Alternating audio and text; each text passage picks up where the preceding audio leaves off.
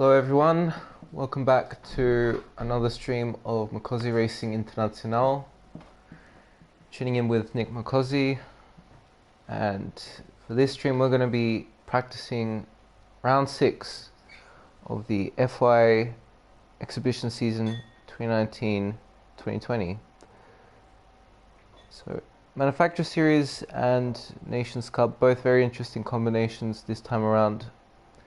We've got Super Formula at Suzuka Circuit, and then that's for Nations Cup, and then for Manufacturer Series we have the Group 3 cars in the wet variant of Tokyo Expressway, the East Outer Loop.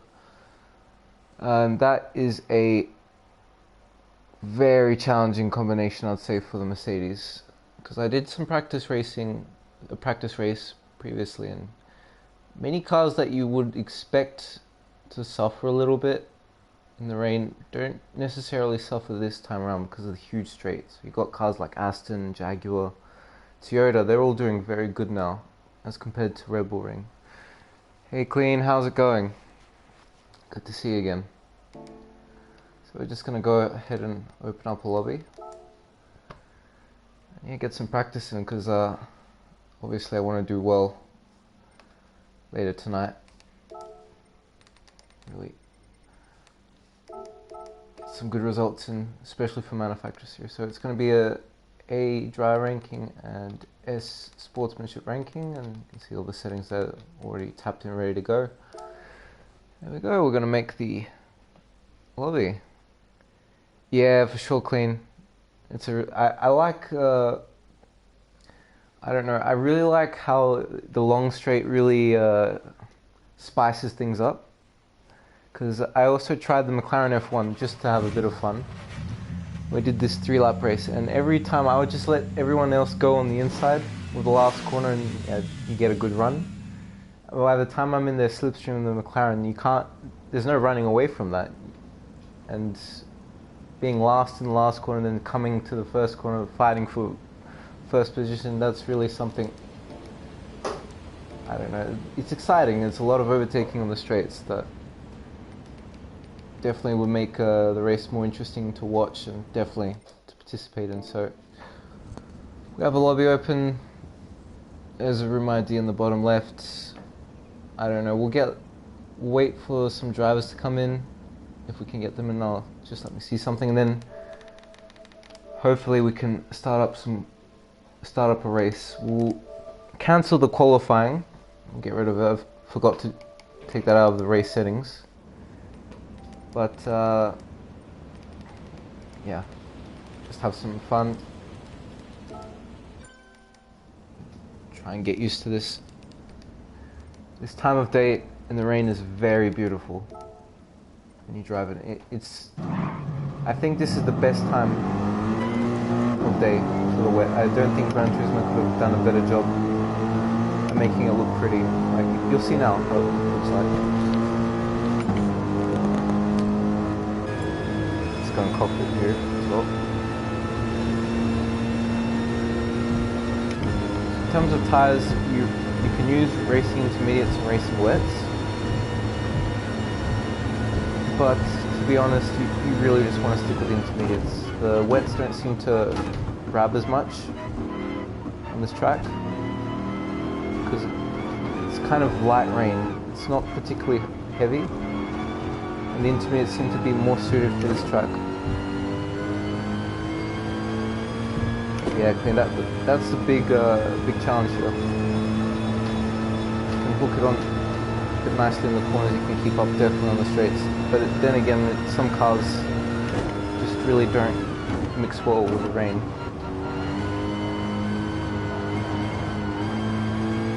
Just going to put the brake balance in +5 because you need it to get the car turned. So it's an FR.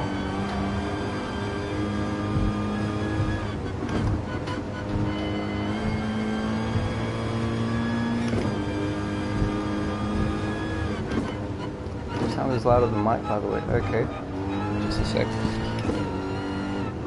It's because the microphone might be a bit further away from my mouth at the moment.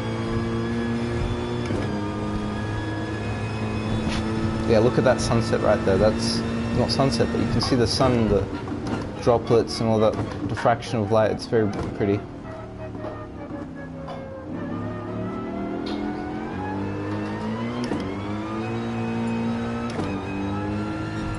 So we've already got 3 drivers in here in total. Yeah, just a little bit. It's okay, clean. I want you guys to hear the game more instead of me talking. I'm more than glad to give some like commentary so it's not boring. But if you guys just hear my voice, it's gonna also get a little boring as well. So we've got a lot of people coming in now.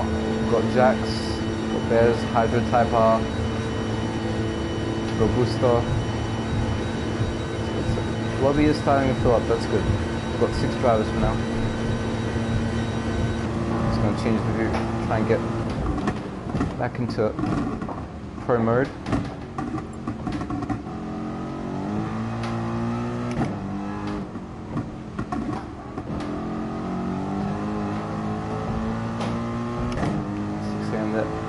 I can't say clean, that's going to give away everything. I can't tell you. Private thing, and hope you can respect that at least.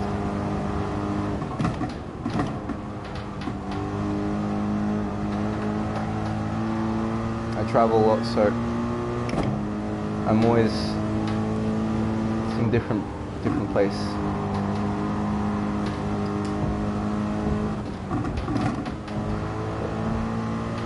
The important thing is to always get the corners early. Mercedes, I mean any FR car especially,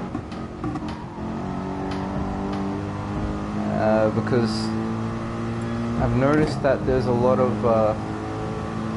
really a lot of understeer in these high speed corners. It doesn't particularly, how do I say it in a good way, it doesn't suit the Mercedes ideally. It's a good track for Mercedes because it's wet, but I wouldn't say it's kind of ripping up trees in terms of pace. It's definitely not the fastest. Yeah, I mean, my race is when? It's in about exactly 12 hours from now. That's when my First Nations Cup is. So about a second off pace right now. Just to say hi to these guys.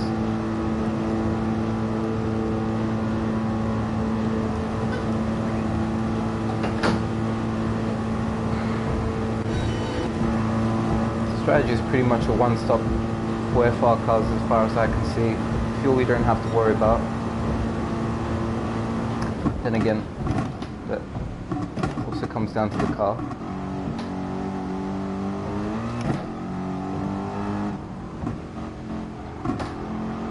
And what else do I want to say? Yeah, slipstream is really gonna be crucial here. You don't want to miss out on slipstream whatsoever.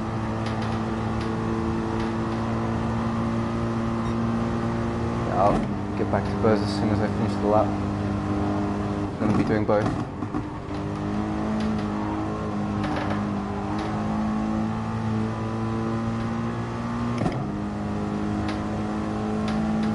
We'll do like 2 practice races, manufacturers, then we'll head back to Suzuka.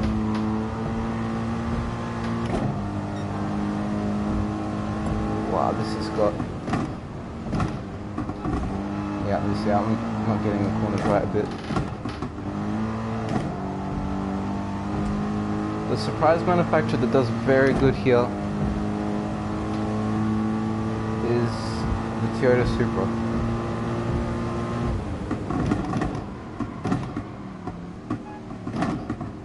It's the only place it's going to struggle here is that last corner that I just passed. Otherwise, it's great everywhere else. We'll just answer Bez because we're not going to end it. It's both races.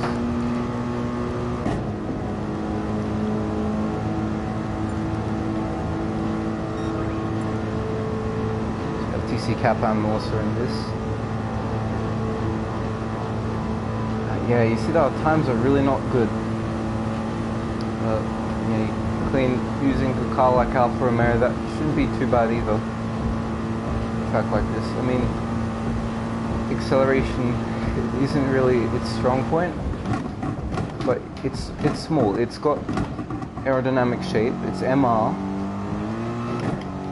and I think it's got pretty good traction as well out of slow corners. So you wouldn't be particularly struggling on these faster sections where you can corner easily. But I don't know. You have to be in the slipstream always, no matter what. Ooh. Just cannot get this car turned. So we have Makozi Academic up there in front.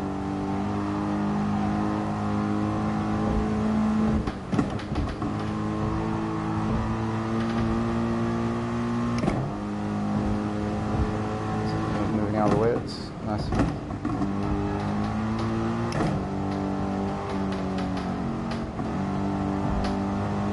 Oh yeah, we're going to touch that. Slipstream Hunter definitely flying through corners. That's the power of MRs.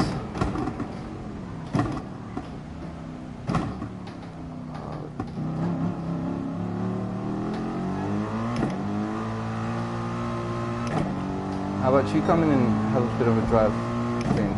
This lobby is... still think there's a few spots left, so you should be able to come in and if you're not too busy. So just love to say hi to Kaplan.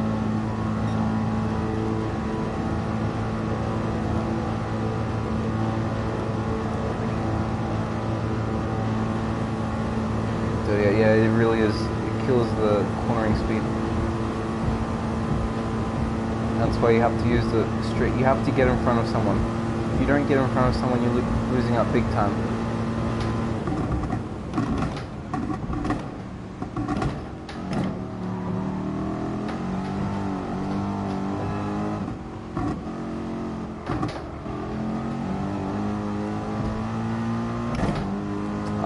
Okay, gotcha. Playing out. This whole stream, I would say, is going to go like for 3 hours. And then, unfortunately, I have some work to do today and got to head off.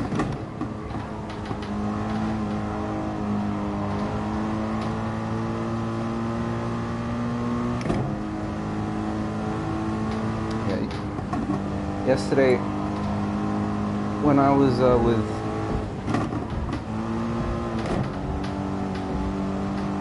yesterday. Oh yeah, yesterday. I can say that. When I was with some of the Japanese drivers and a very fast Honda driver from Europe, they were doing 207s, like low 207s easy. And then there was Jewel Wheel, who was in the Toyota. He did a 207.1 as well. And those were all without any slipstream. You can see here I'm not able to really get under 208 so far, but see this lap. My point is that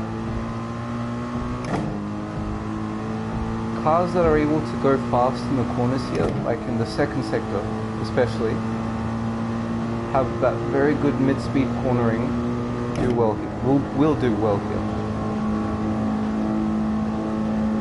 There's people that have chosen realistic kind of race cars in terms of Group 3, like the Supra, the Honda, Ferrari, and then you go down a bit from there. I don't know what other cars would do there. Then the Ford GT. Those 4 cars would do great here. Then you got very good traction FR cars, like the Mercedes. And then you have some more power cars like Jaguar or Corvette. Those will be okay.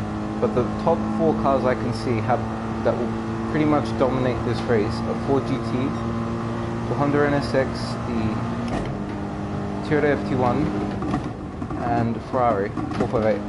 And then you've got like Audi R8 as well, and the Lamborghini Huracan. Those will also do very nicely. Generally, cars with good downforce, I mean, how do you say, good maneuverability in corners, and able to rotate, are just going to excel. So we're not doing anything special, so we're just going to message these guys and say how much time we've got.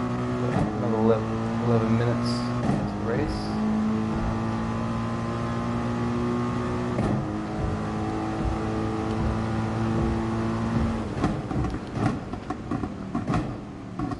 This time as qualifying.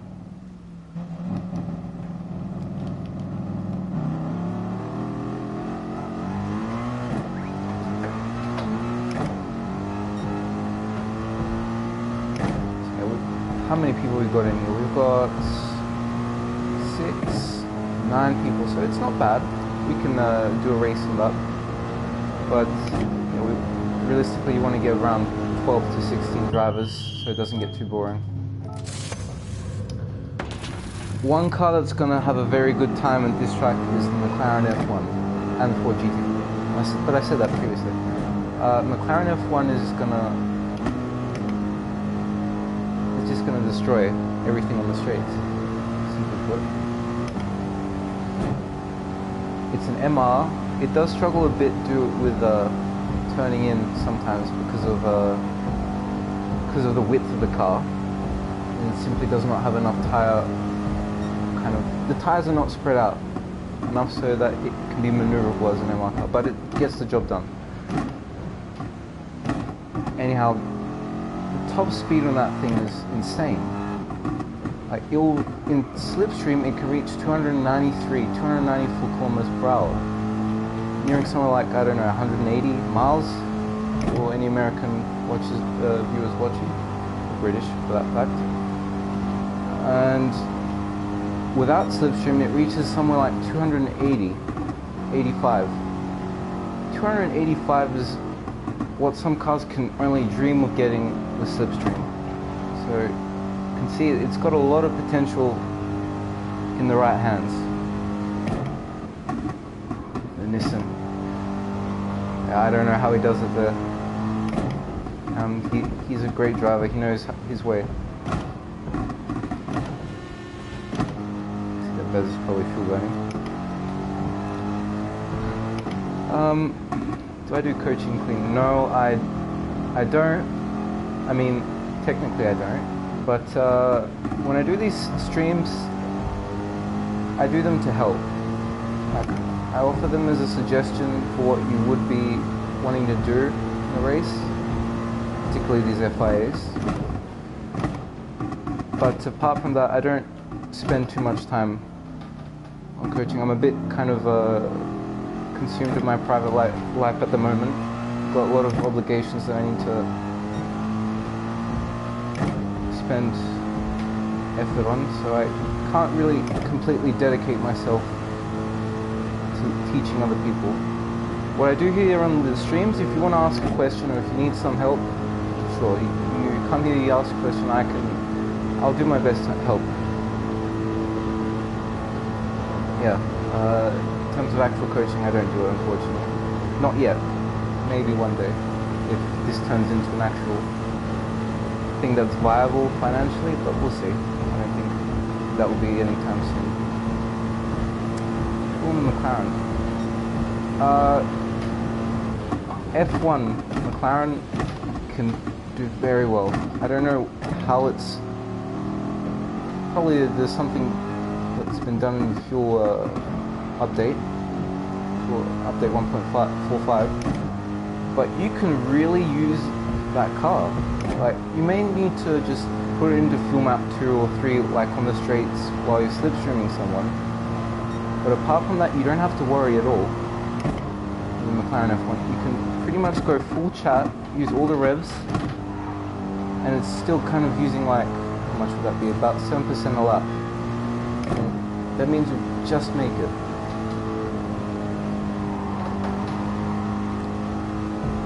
And I was kind of surprised seeing it do so well. Never expected it to be quite so strong in fuel, considering it's a V12 and it's from 1994.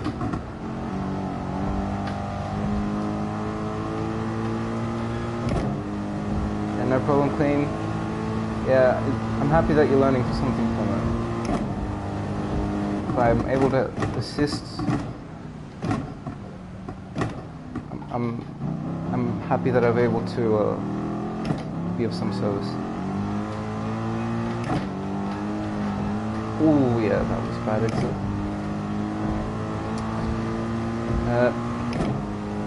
Bonsoir, parti. Hi, Nike. You got that McLaren of yours, it's going to do great here. It's going to have a lot of fun in your race for sure.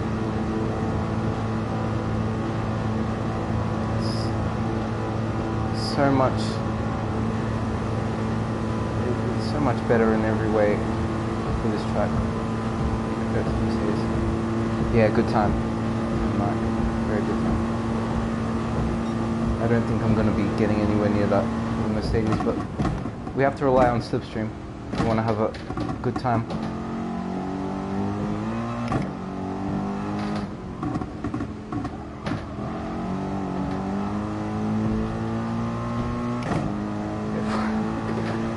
Well, I would expect so. 40 points easy. Looking at how you can basically destroy everything on the straights. Ooh, let's not hit Jax there, he's in the hood account. Yeah, and we touched the wall. Never mind.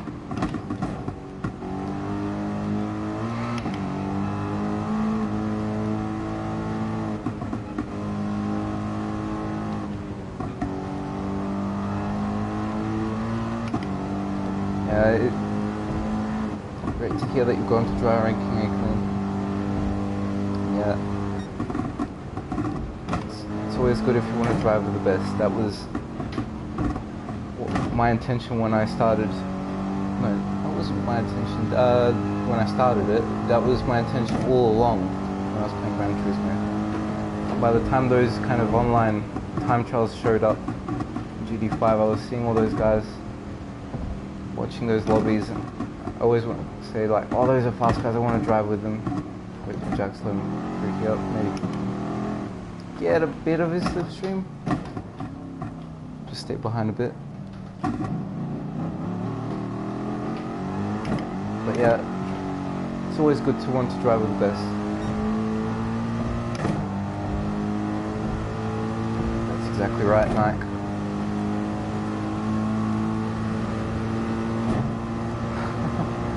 Jack seems to have aborted his lap to give me the slipstream, yeah, so to avoid giving me the slipstream, my apologies, so thanks Jack. Did help me a little bit though.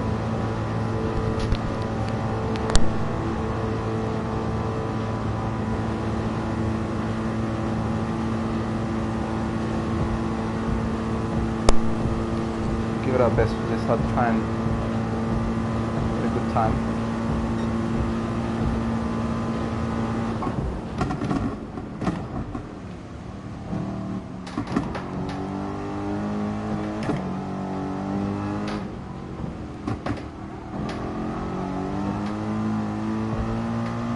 Much brake bounce you want all the way at the rear for a parked cars, because that's the only way you're going to get these things rotated in the wet. I mean, on tracks like Red Bull Ring, it will do okay on 0, but if you have it on +5, it just helps a bit more on these sort of tracks. You have long sustained corners.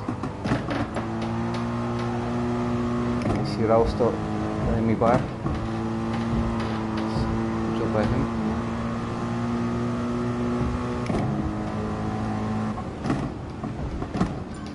Ooh, that was close.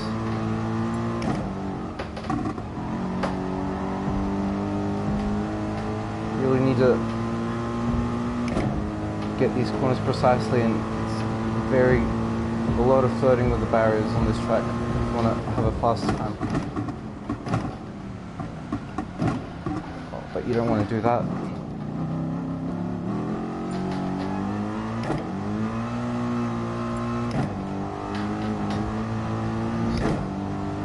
Just give it a boost to some slipstream.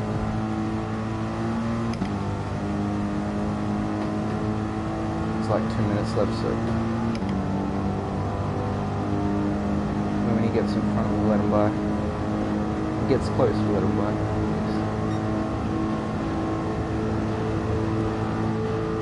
See, there's an Nissan. Oh no, that's not a Nissan. Apologies, that's a BMW.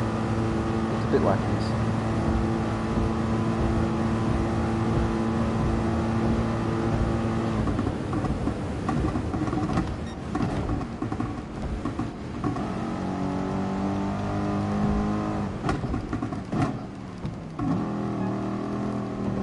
Starting in 2 minutes.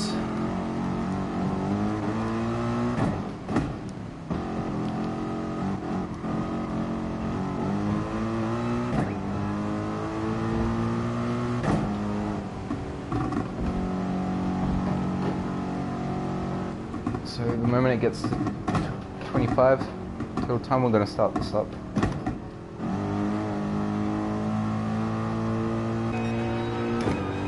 Again, I just have to emphasize how pretty this looks like in wet conditions. You see the reflections in those water puddles. See the raindrops on the screen. At this time of day for Tokyo Expressway, you can see that the sunshine is just peeping through those buildings in the Tokyo city skyline. And it's just, I mean, people, yeah, you see the sun just comes out there and almost blinds you, but you might be racing, you might be focusing on other things, but every now and then when you look at the scenery, just take it all in, you really can appreciate how beautiful GT Sport is as a game. See that, you notice the drops, the wind pushing them onto the windshield, it's very nice.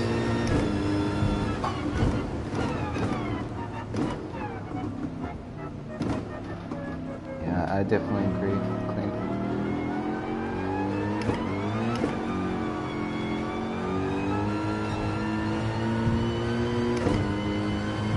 And I think last time when I reviewed 1.45, I just went through it quickly, that when we're in the tunnel here, the wiper's actually turned off. So yeah, you can see that the wiper's just turned off again in the tunnel. It's good that they've also put that on Group 3 cars. Nice little feature. I'm going to start now. Start the race. Just seeing those two guys, let's say 5 guys that are finishing off their lap, we're going to let them finish their lap.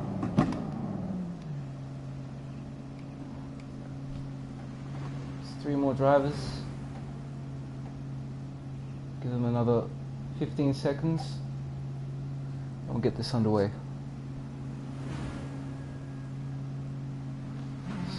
Go.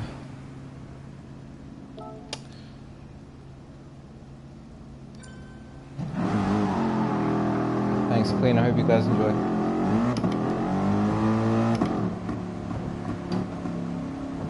Just as a precautionary method, don't fuel burn in this one. I know that most cars would be able to get here safely through the entire race without having to refuel, but just as a precautionary method, don't fuel burn. Simple as that. Just put it into fuel map 6 before the start of the race. As soon as you get rolling and it goes down to 1, then you can shift it back into fuel map 1 and off you go. And always make sure to have just to keep a watch on that fuel every now and then, because you never know, you may have to refuel like a tad, like 3%, something close to that, just to get to the end safely. So always bear that in mind. Never completely forget your fuel.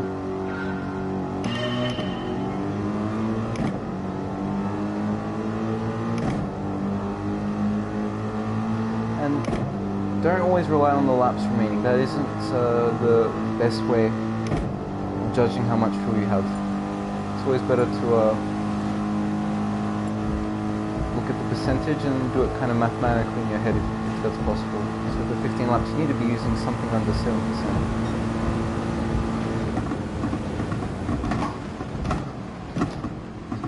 I have a small paddle here with Jacques. There's right behind as well. Aston Martin and Lamborghini Huracan. Sandwich in between two Brits.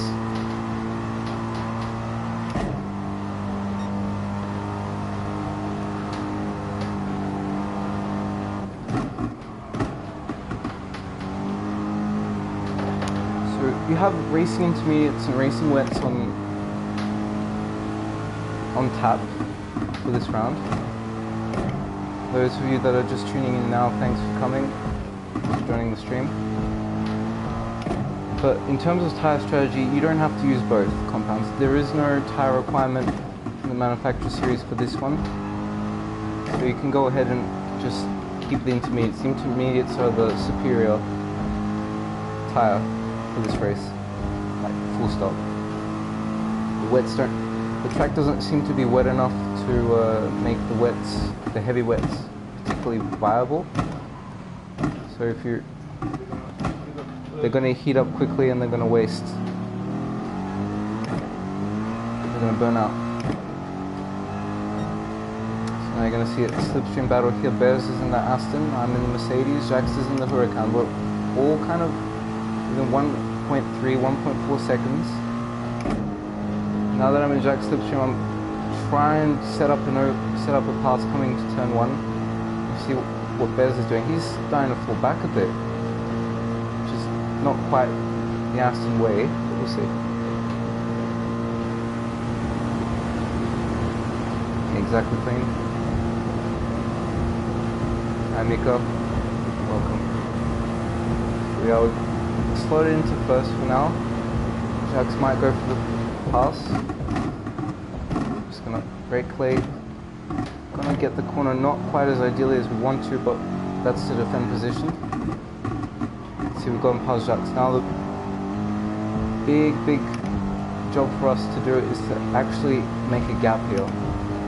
If you look through the previous comments that are made here on the stream, Clean mentioned that the dirty air here has a very big effect. If you can utilize that to your advantage, make every corner count when you're in front, you can maybe eke out that enough of a gap to get away on that straight, or at least protect yourself. That's any advantage that you have before that final straight. It's a good one.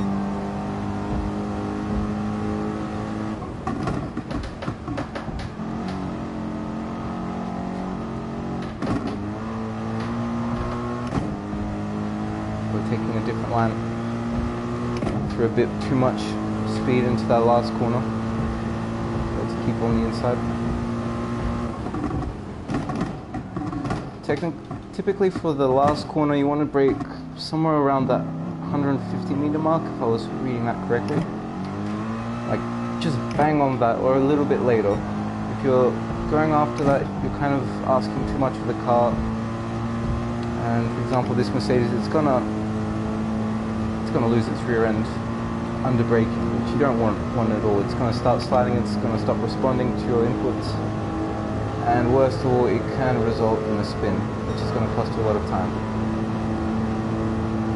You see that Jacques is using the Huracan really fast in a straight line. They've got an aerodynamic shape. I'm just going to slot him back behind. You can see even 0.7, I think we were in front of him. He was still able to overcome that difference and get in front. We're going to do whatever we can to hold him up so he doesn't gain too much in the second sector. Even try and overtake on the outside, and you can see that we pulled it off.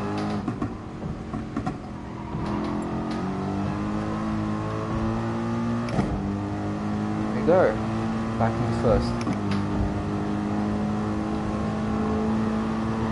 Hi Robert. Welcome to the stream. Thanks, Clean. Big compliment. I don't feel like I'm doing much though. When you compare this, to Red Bull Ring, This feels more like a walk in the park. Big challenge here is just to not hit the barriers like I did about 2 seconds ago. Get your turn-ins right.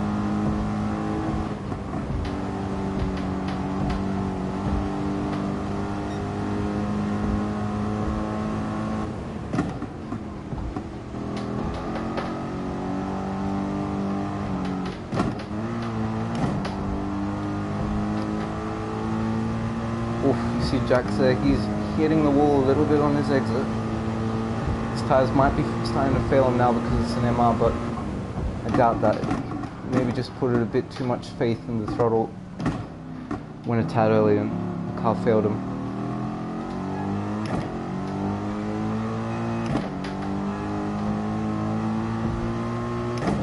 Now you see, he's 1.1 seconds behind on that exit. Watch how well the slipstream works. He's going to probably get close enough to overtake me now. Just watch, he's creeping up. He's 0.9. He's into 0.8s now. Still creeping up, getting closer and closer. 0.6, 0.5, 0.4. He's going to go for the overtake. You see that he's carrying a lot more momentum than me. But you shouldn't have done that, Jax. Don't. Draft bumping. Okay, but that's for eking out an advantage if you want to work together, but that costs a lot of SR downs when it comes to actual daily races or FIAs. So you want to try and avoid that.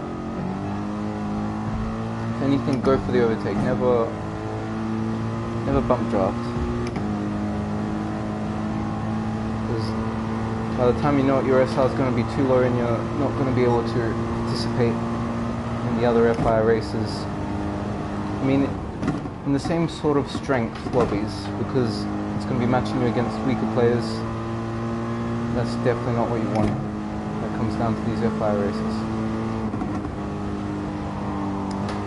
Strategy in terms of laps, I think it's a one-stop. If I'm not mistaken, yeah, I think it's a one-stop. So pit in on lap 7 or lap 8, depending on what your position is on track. Seen some people that are talking about doing 2 stops. I don't think that's really worth it, in my opinion. You can't make up so much of a deficit. The tyres aren't falling off so quickly as to kind of warrant such an action.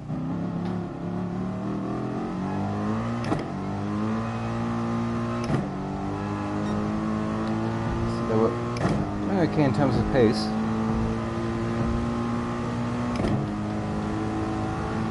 No stop. Yeah, it's possible, Miko. We might try that for the second race, actually. Let's see how that goes in terms of total time. One stop. Yeah, one stop I think would be best, but I don't know. I haven't tried a 0 non-stop.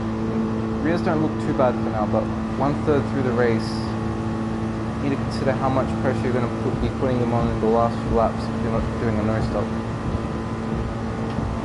Hey Noble, I'm doing fine, thanks. How are you?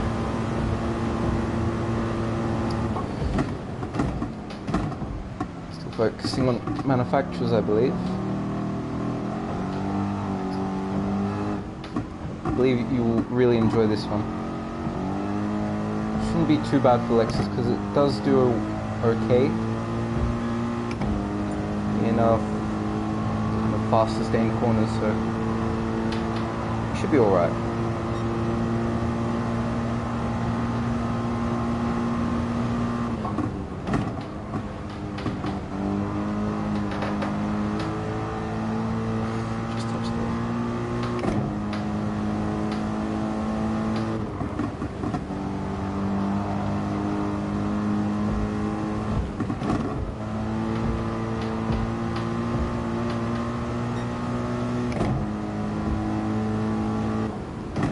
Oh, yep, threw the car too much and then you see we're going to almost hit the wall.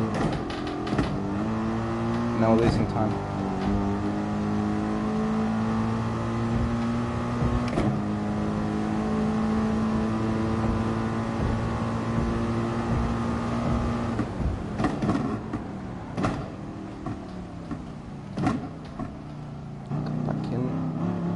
get eager on the acceleration. Always make sure you are able to straighten up a bit, and then you can consider pushing.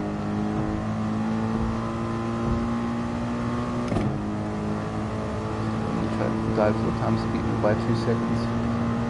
Well, you don't know, but he was in a Ford GT, wasn't he, Clean? That car is, I think, that car is pretty good. Yeah, so I don't think he has too bad of a car. Yeah, he's using a Ford GT. Yeah, he did a no stop and still, like you said, made some mistakes. That means that, I don't know, you've got Nike here in the chat that's using the McLaren F1. He can probably make that work as well.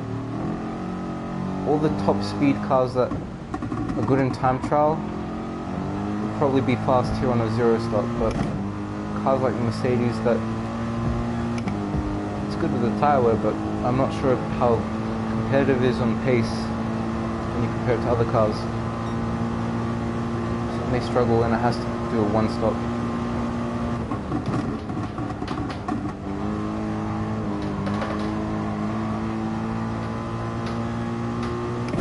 I was doing 270 up the hill. Wow, yeah, that's like 2 kilometers faster than Mercedes, so it really has some legs in that car. I mean, sixth, it's not quite a strong point. The GTR tends to like die down on the rocket acceleration that it has characteristically, but overall the acceleration on that thing is just, I don't know, there's no word for it, it's too good.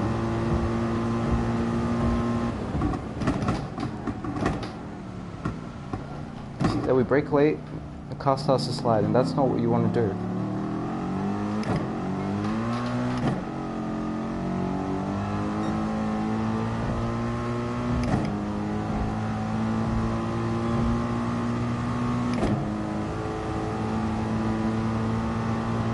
Off pace and TT.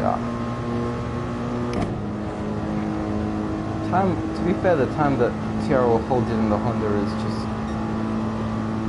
it's very good time. This car is, a lot of the FRs tend to struggle because it's a power track and they have a bit less straight line speed than some of those very hefty MRs, but the FT1 is a big exception at this track. It's got a lot of front downforce when you require it to sustain corners. So, like Mercedes was an exception for FR cars at Rebel Ring, the FT1 is, sorry, the Supra is an exception here at Tokyo Expressway. Different tracks favour different types of FR cars.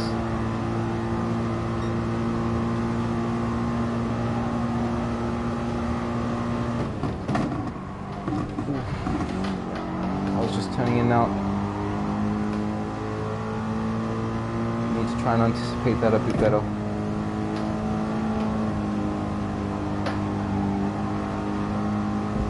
So we're going to pit in now and see how much time we would lose in a single pit stop. I mean, this lap isn't particularly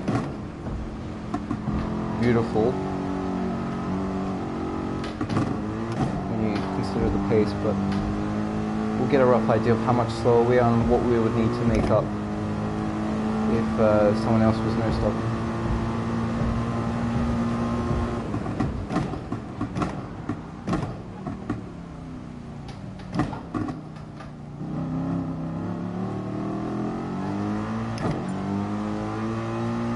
So their Pablo's also coming to the lobby. Yeah, we're going to pit in now, see how much will we lose. Yeah, I know, Noble, that's the thing. You can definitely get the power down a lot earlier. So you want to stay on you want to change to intermediates. You don't want to put in fuel, at least for the Mercedes. So now we'll see what the time that we're losing. See, that 7th lap is about 3.5 seconds slower than our average.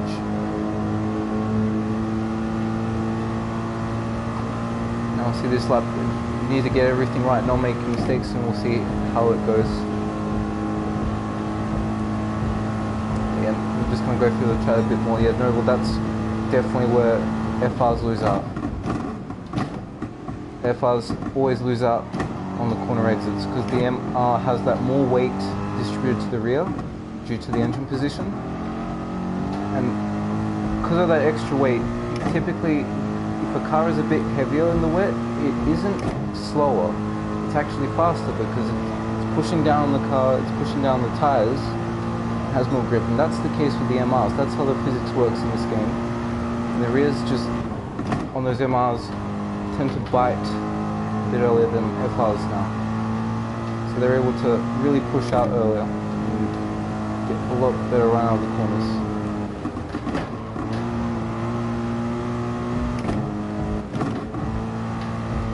Good place that was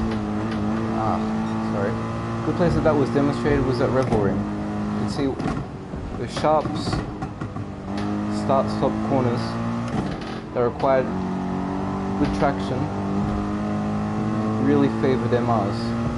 So they were able to really push out and gain an advantage because of how heavy their rears are.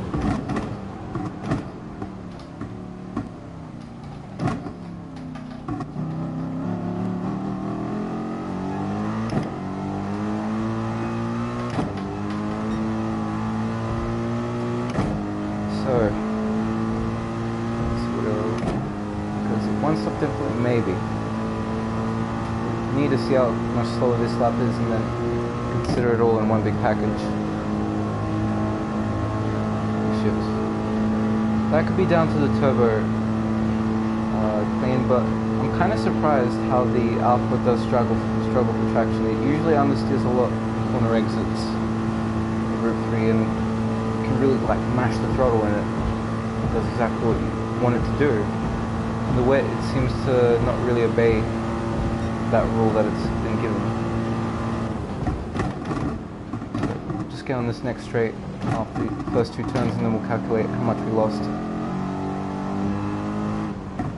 We're pitting in and not putting any fuel, just changing tyres. Yes, I will. So 8 seconds. We need to be a second a lap faster if you want to think about doing a one stop.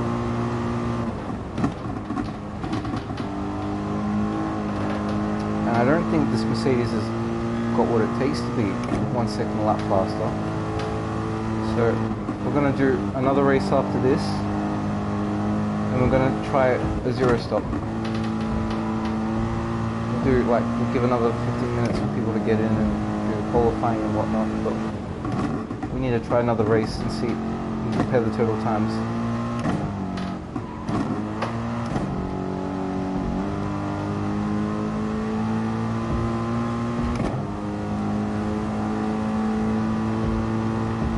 Yeah, that makes sense then, definitely. And now I realize it goes against what I was just saying right now. The heavier the car, the better the traction, so yeah, that must be why.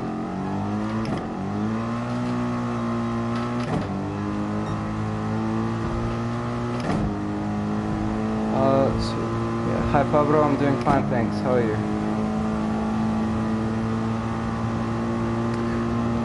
The plan for now is to do 2 races of manufacturers, then another 2 races of nations. Manufacturers, I think it's pretty obvious what you want to go for. Like, it's either a one stop or a zero stop, that's it, depending on what car you have. Driving Mercedes, I don't think the one stop is really going to pay off, looking at our pace. But then again, it matters on the situation. If you're in the middle of a group of cars and you're in a slipstream train and you're going faster than you usually would without anyone around you, and you're not getting held up in corners, you're not battling too much, then you stay out, then you risk it. But you have to really caress your rear tires in order to get the car to the end, and also have a look at your fuel every now and then. Zero stop could work, like I just said. But one stop, if you think you're fast enough, if you're confident in the car, and you know you can push and get those passes done, and just go for it. Don't be afraid.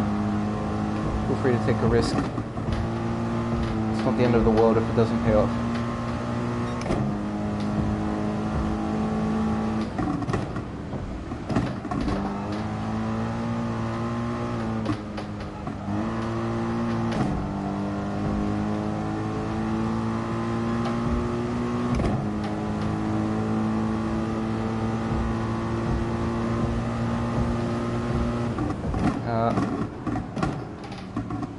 Suzuka,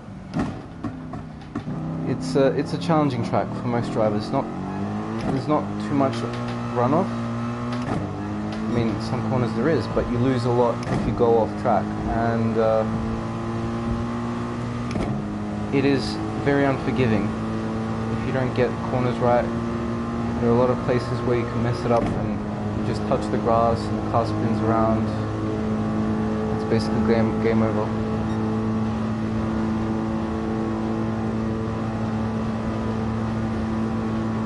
That's what practice is for, you get used to it.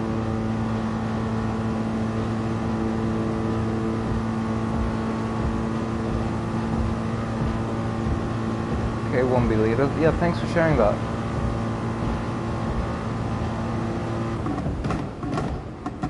Well, to be fair, the Porsche isn't... I did also have a little try with the Porsche, and it doesn't seem to feel quite comfortable around here, in my opinion. Considering it's an MR car, you would think it should do well, but it doesn't have a lot of top end.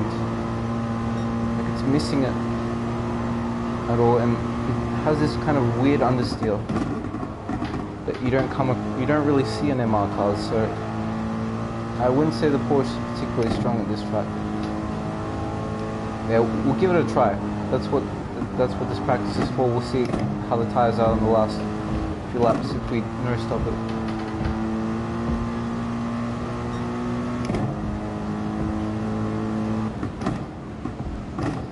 Oof, that was close. We almost touched the wall there.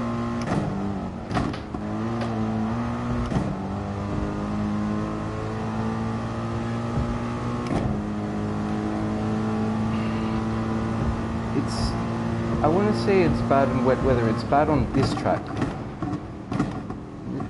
On this layout of Tokyo Expressway. In general, I think it's a very well-rounded car. Now, the way the BOP works, it is missing a bit of speed every now and then, in terms of traction control and top end, in terms of acceleration and top end. But it does well. Any way you want to put it, it does okay.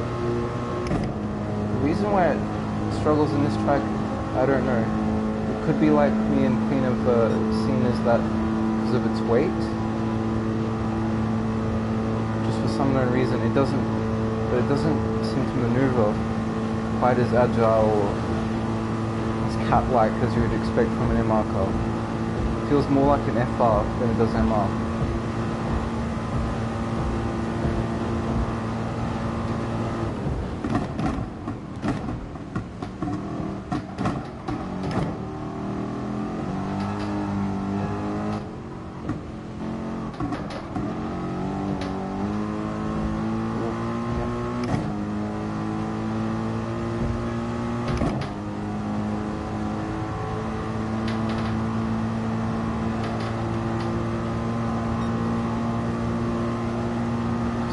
Get this chicane a bit better now.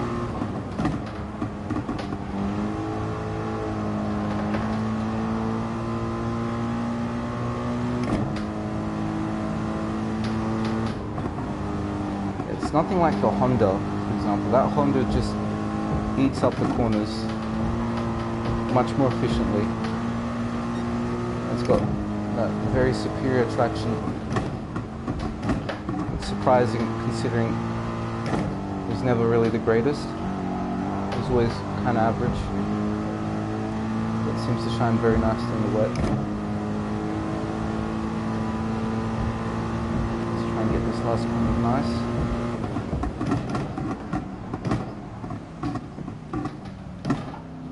inside. Don't get too brave on the acceleration, be patient. Somewhere in the middle of the second gear, you'll feel like the car, you'll feel like it wants to go faster, then you put the throttle on. Just for the Mercedes I'm talking about, but it varies from car to car, and aspirations and drivetrains and whatnot.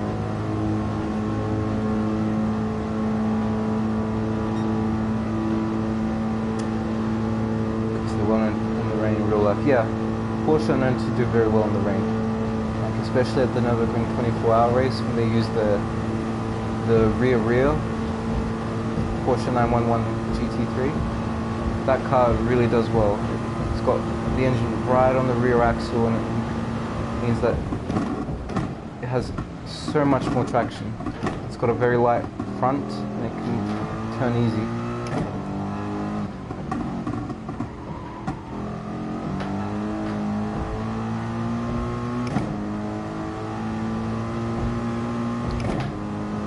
Yeah, don't know 1B. I was just that I was driving behind some people with the Porsche, and I just saw that they were getting away without. I was really getting the corners as I was supposed to be. But again, that could be down to the dirty air.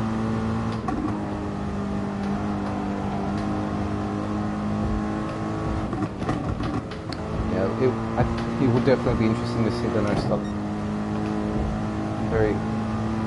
Very curious as to see how it stacks up in terms of total time. So we're not getting this lap very nicely.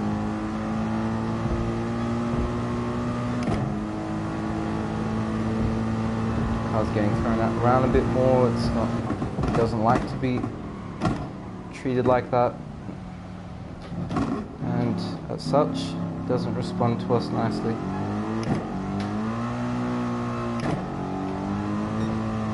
Now we're a second down instead of being like 3 or 4 tenths.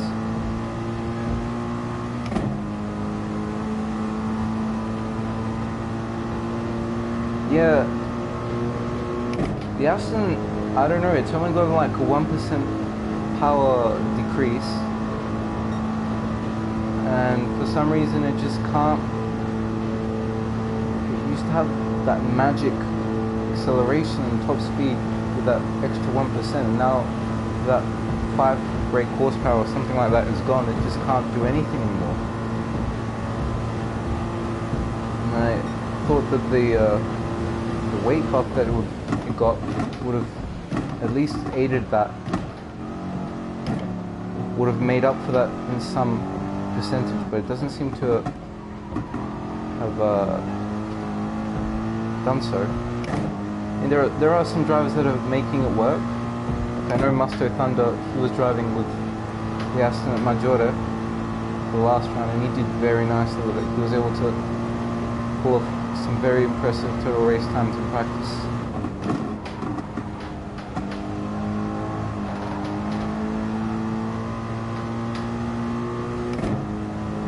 And the Renault Conco definitely just has all that torque. It is actually a light car when you compare it to the Mercedes, so it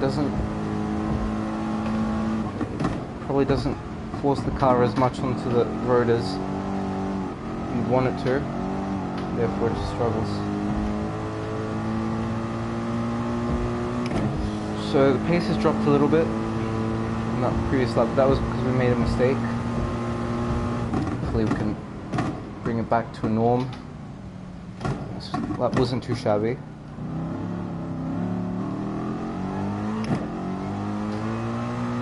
Dropped down to 8 drivers, I believe. We started with 11. So 3 guys eventually decided to finish their race early, and I think some of them are spectating for now. Maybe they even disconnected. That's good. We've been able to hold 8 drivers for about 80% of the race. I think it's successful.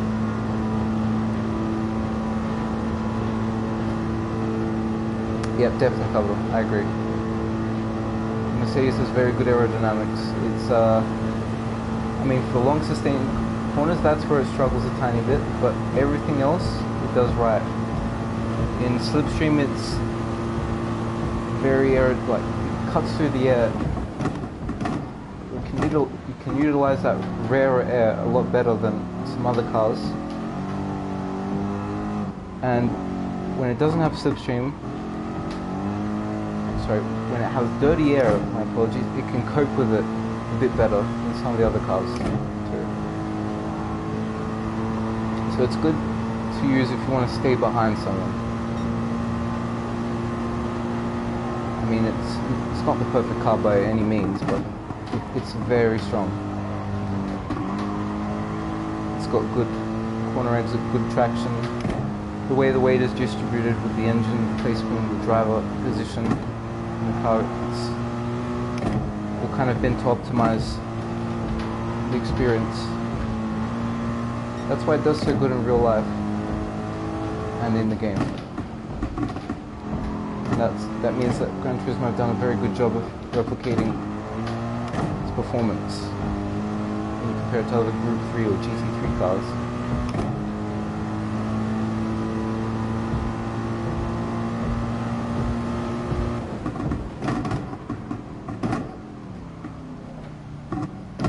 Plus it sounds great. I mean, the exterior view doesn't completely do it justice. When you go out there in real life and you hear AMG GT3, you just get awestruck from the noise it makes. But when you drive this in the cockpit, it sounds pretty similar from what I've seen in some videos. I like it. Very nice in every way. So total time, let's see what it is. It's 32 minutes and 15 seconds. Now we're going to see what time we can do with the no stop. We have Jacques in second, who was battling with us at the start for first place. He bump drafted us, I think, on the third lap, and after that he couldn't really keep in touch. Sitting behind is one of my better attributes of training, so really feeling comfortable. Yeah, definitely. It's always stable.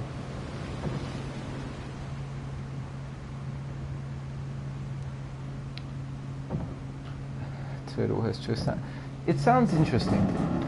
Every car has a unique voice, but like you'll hear, like I've been to the Nürburgring for the World Tour event that was back in June, during the 24-hour race, and you hear the Mercedes just pass by at full pace, coming out the end of the Dottinger Höhe, and you feel your heart, it wants to jump out, like your chest is pounding. When it downshifts through the gears, those pops in the engine that come out of the, it's pushing against your chest, and you can't experience anything like that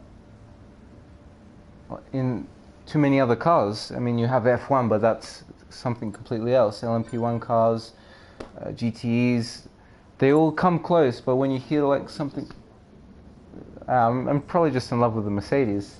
That's why. I love it too much.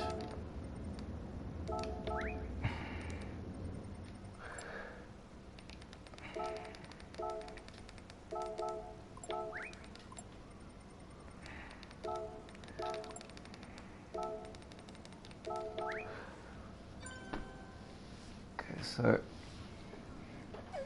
we're gonna have like another, when it shows here like this isn't the time, but when it shows like 20 past or 15 past any time of the day, that's when we're going to start the next race. Yeah, no problem, Noble. Yeah, there's another, how much? There's another 18 minutes till the next one. Make sure, feel free to come on in. Thank you. I'm just going to say well done to Bez because he came third in the Aston, which is by no means a bad result. Yeah. Hi Alexis. So Fabro, brake balance. I use +5 to get the car turned. Yeah, you see in the settings here it doesn't really, it shows as 1, but I use +5. I'll just exit cancel entry now and change that.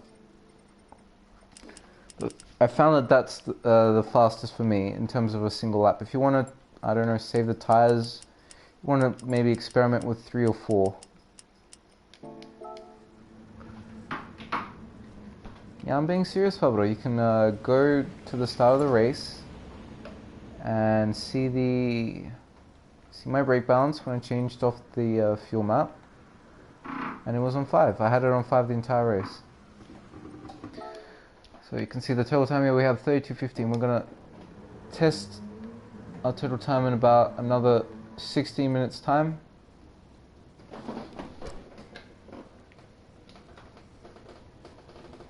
And yeah, compare. So you see ART Noble, yeah, from chat coming in here with the Lexus. +5, what the okay, Mika, Fabro, you guys need to understand that this is an FR car. FR cars don't rotate as easily as MRs. If you want the car to rotate, you need to put the brakes more to the back. If you put them at the front, or if you keep them a bit more towards the front, the car's just going to lock the fronts up. It's not going to get the car turned. It's not going to do what you want it to do. And that is to get through the corners as efficiently as possible without losing much time.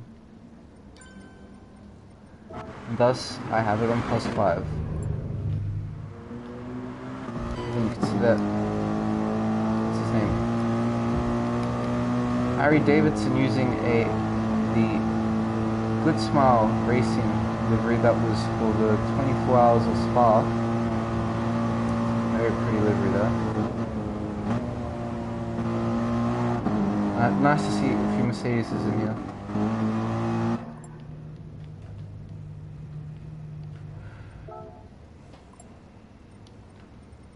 Yeah, it's a good idea, Fabro. Let's say hi to Rodavento.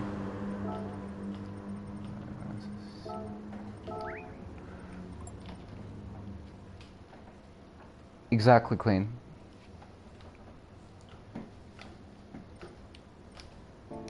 Dr. Nick.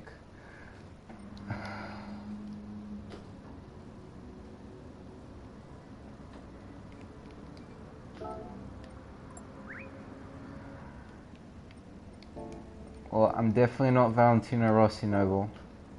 Please don't consider me a doctor.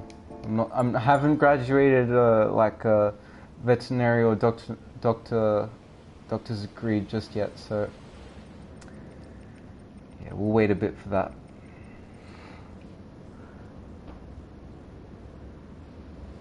Some more. Yep. Mike. I cannot advise you on that. I just play it safe and just use the single account, but you need to consult the championship rules for that. There were driver briefings at the live events discussing how the new season would work, and Polyphony Digital seemed very adamant on people using one account. The moment you start going and doing something with another account, they're going to assume you're doing something that you shouldn't, and that's the end of the story. I would just play it safe, stick to the one you have, to your main one, if anything, and yeah, enjoy whatever you can out of it. No, but yeah, it can help. If you feel confident with that brake setting, go ahead. Be my guest. You can use that brake setting as much as you want. The problem is if they catch you. Yeah, that is the problem, Queen. If they catch you, that's pretty much game over. And they can.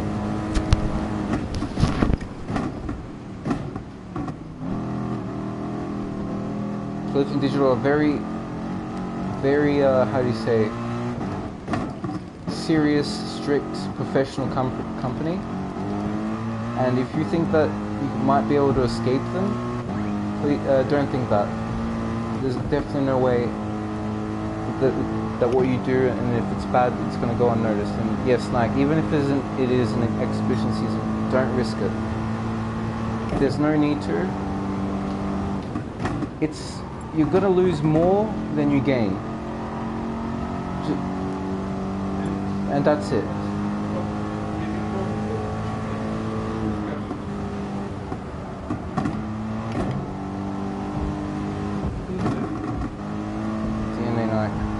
DNA Nike. Music counts for dailies. That is something else, but official competitions is another matter. But yeah, I'm not gonna continue with that subject. We're just in enjoy our races now. You can find forums, blogs. You can read the rules on the GranTurismo.com website. It's all there. It'll give you the actual rundown and specifics on what you need to be looking out for. Hey Saad. No problem, Mac. It's just that it's a very touchy subject and I don't want to get too involved with it. And I think it's best that we leave that behind us now and just focus on the racing that we've got in front of us now. At Roger Nova. So we've got another 5 minutes to race start. I'm just going to let everybody know. 5 minutes to race start. And hopefully people will be able to get their laps in.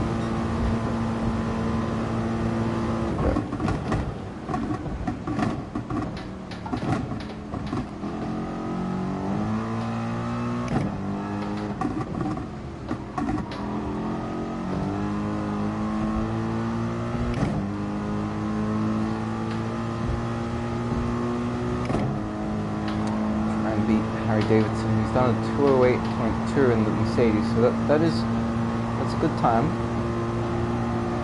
It's decent. We'll do our best to beat it now.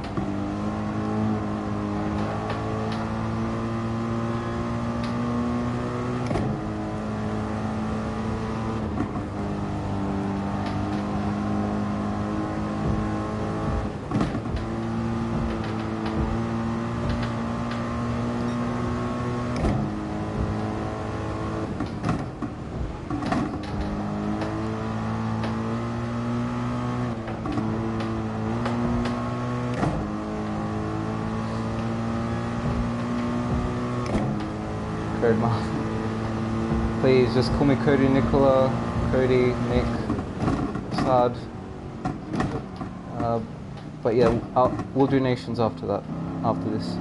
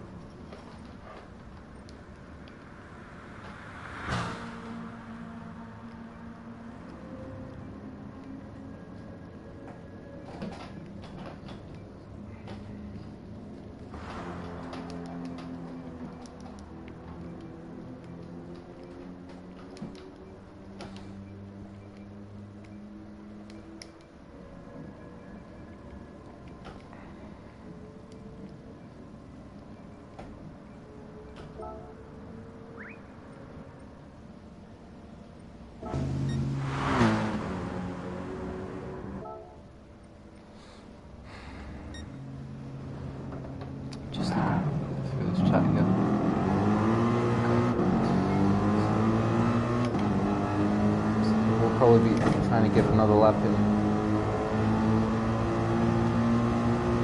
The final lap in.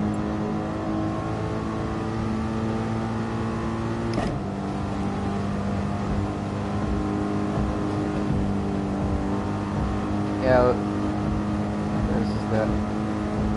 Literally got like, how many minutes? We've got like 2 more minutes. The race starts. Whoever's starting their lap now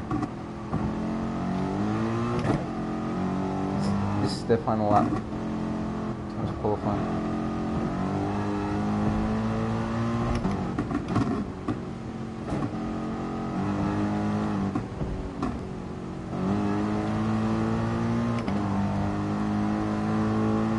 Okay, so we seem to be in pole position for now. There are some guys that are really racing up behind us.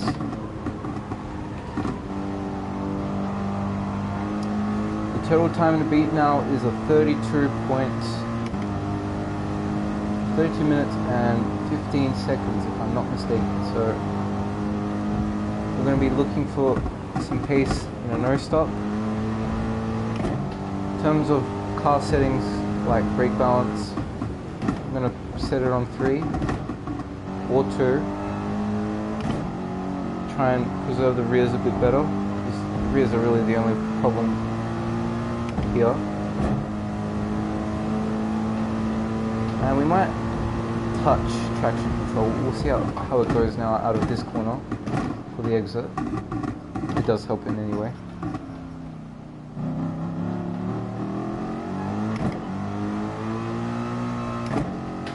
You can be a bit more confident.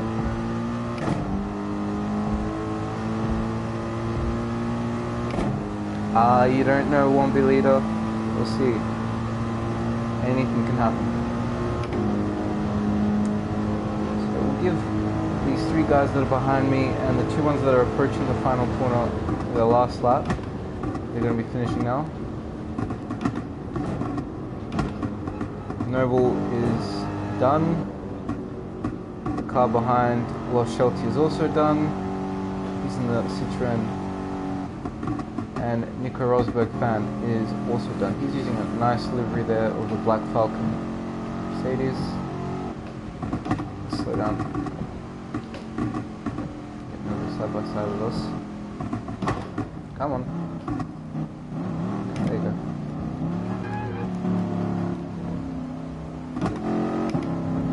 So, one last guy getting around the final corner. And we are starting. I actually think the no stop is going to be faster, won't be leader, we'll see. That's my opinion, anyways. So, 15 more seconds. Good luck, have a good race. Wait for it, wait for it, wait for it. And we go.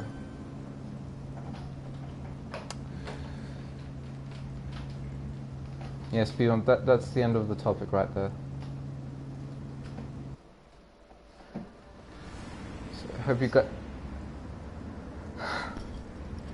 So, hope you guys enjoy this race. We're just gonna have a little fun, see how a 0 stop goes. I'm very interested to see how this works out for us.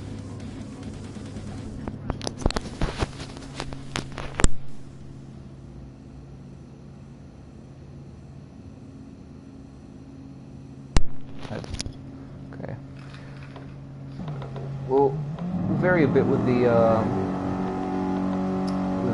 what's it called, the brake balance. See what feels best for us. Maybe some guide that you guys can perhaps follow. Again, there are some people that were saying that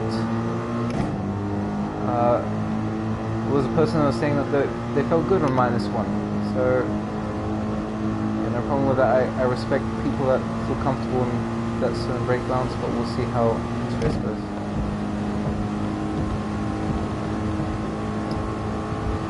Hi little fella, welcome to the stream.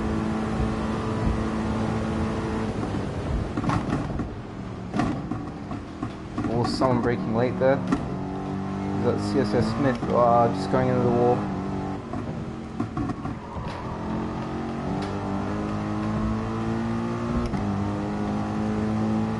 Traction control 1 now. Balance 2. Here we go. We're going to try and make something of this 0 stop now.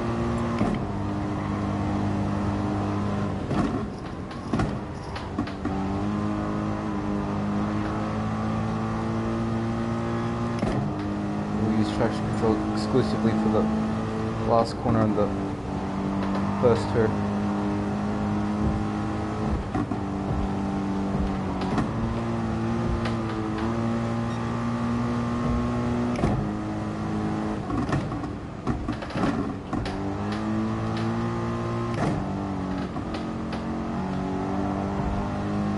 Little fella, you've got a teammate in the chat here.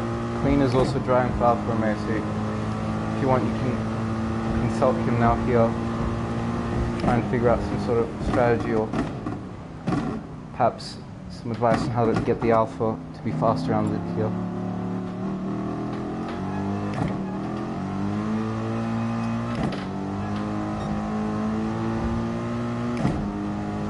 So managed to get outside of the slipstreaming range from Davidson.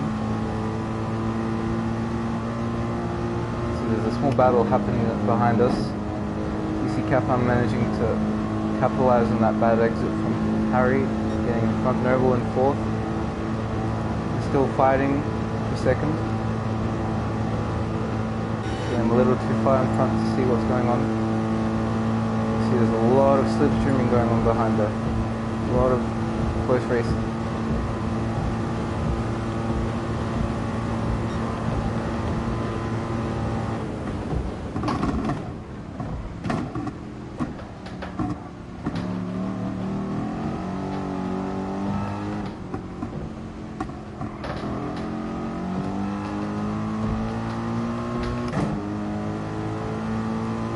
Noble has gotten the best out of everyone and gone up to second.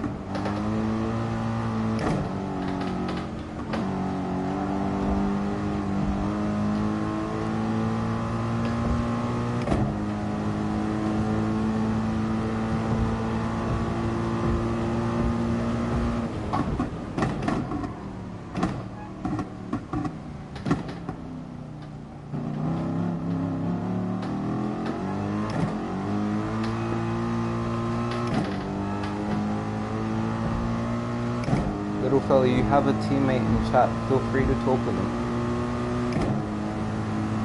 Can help you in terms of strategy.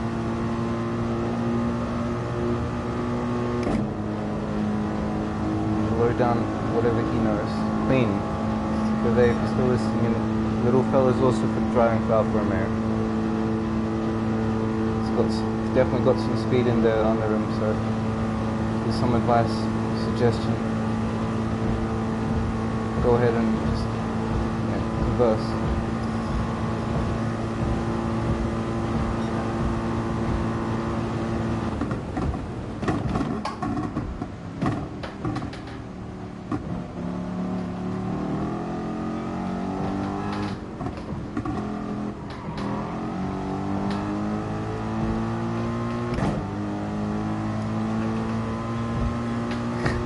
Time turn code. Yeah, that sounds like a good plan, little fella. Can't go too wrong with that.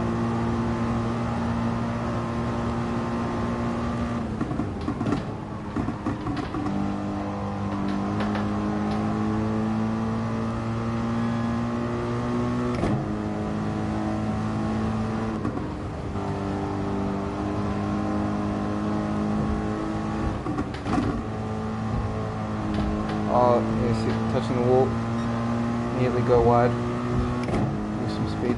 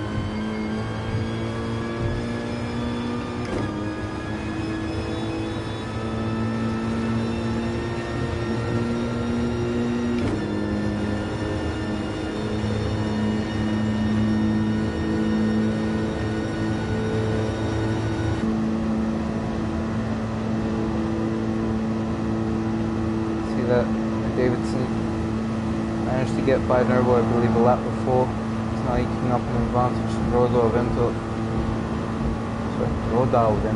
also getting by.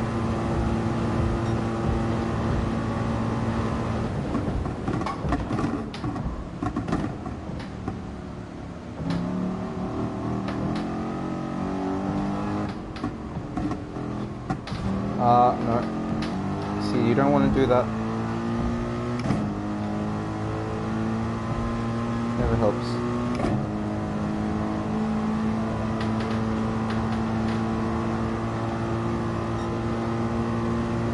Lose a few tenths because of that.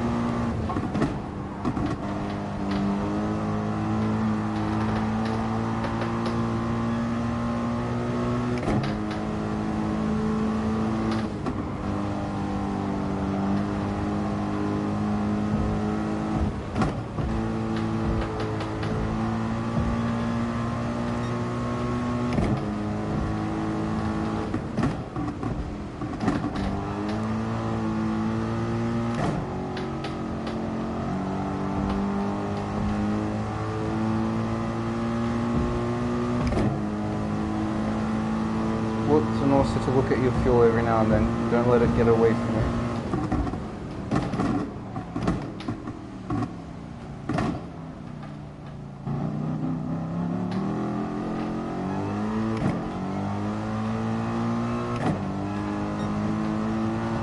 And just claw back that deficit that we made on the mistake first two corners.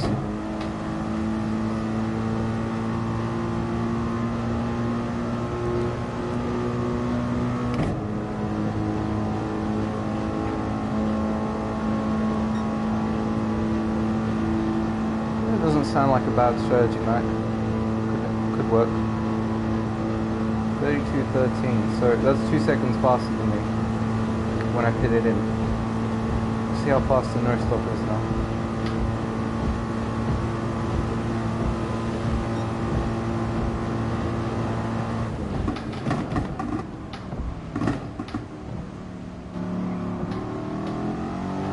Oh, you don't want to do that. That burns up the rear tires. Again, we didn't get those first two corners very nicely at all. As such, we're going to probably be down in this first sector. See, 2 tenths.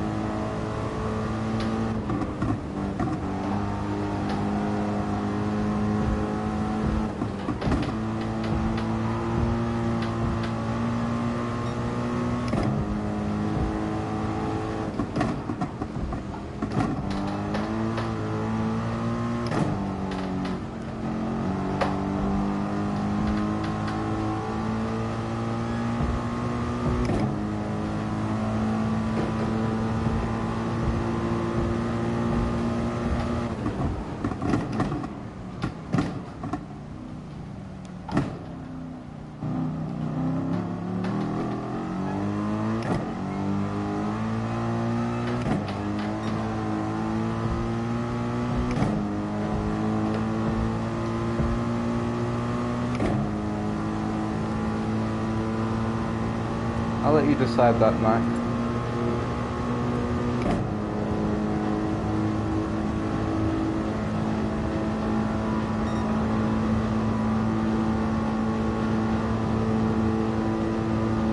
So yeah, currently we're doing okay with fuel. Our rears, sorry, they're kind of interesting.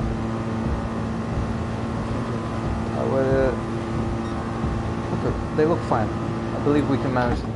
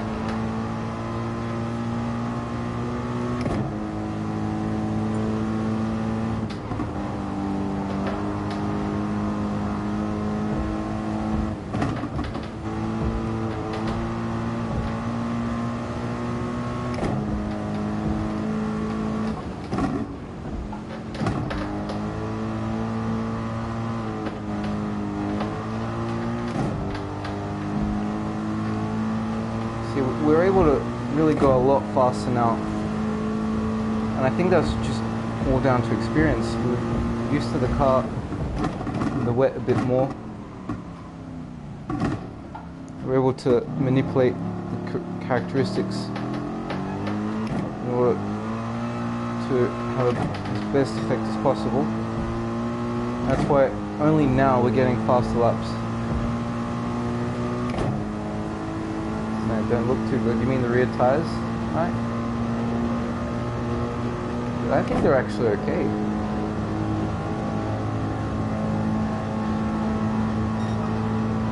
We'll give them another look in a few laps time. Now I'm just going to throw the brake balance even more to the front. I'm going to put them on 0 now, and I'm going to see how that goes.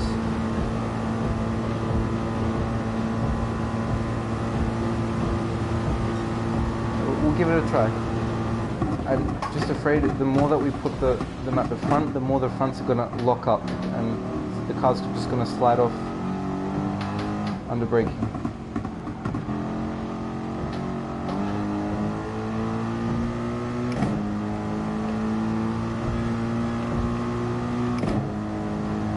That exit was very bad.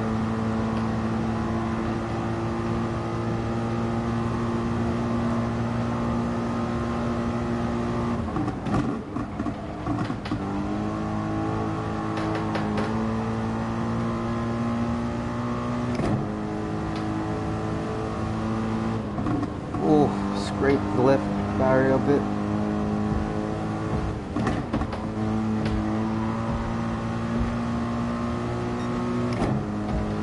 Helps.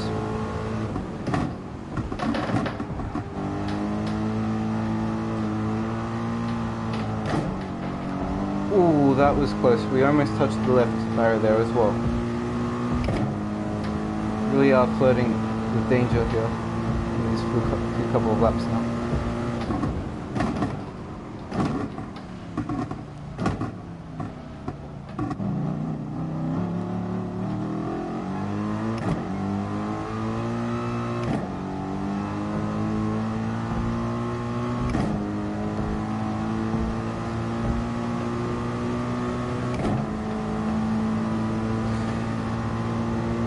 So we're halfway through the race. The rears are hanging in there.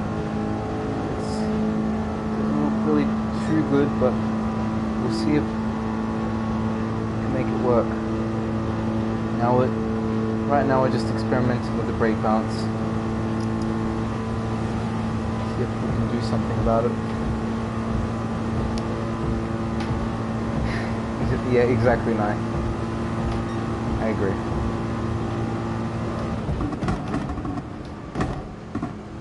That's the challenge. Not hit the walls, but don't be too cautious as to lose time.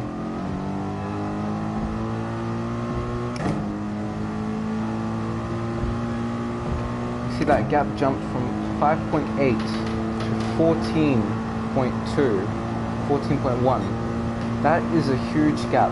That is 9 seconds, 8 seconds, like I said before.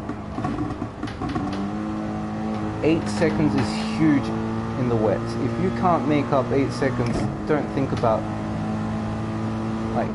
just go ahead and risk it. It's easy to defend on this track. You just hold the inside and that's it. You can't overtake from the outside here.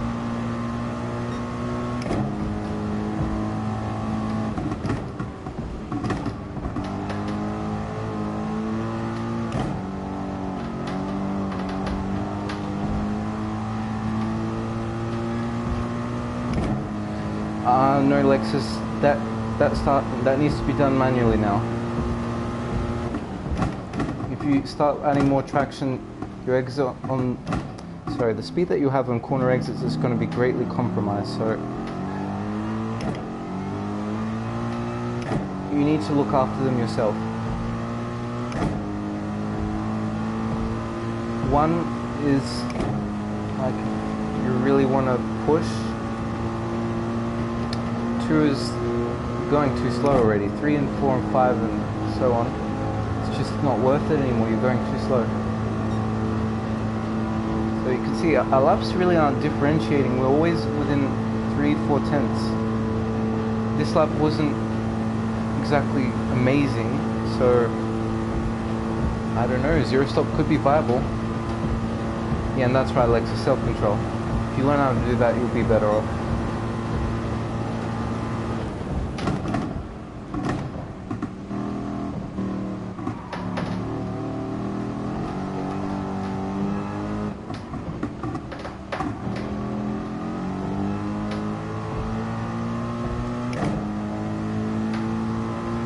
Yeah, 0.5, but that's only 8 laps. 0.5 times 8. It's only 4 seconds now. You need to make up 8. So, it might not be possible.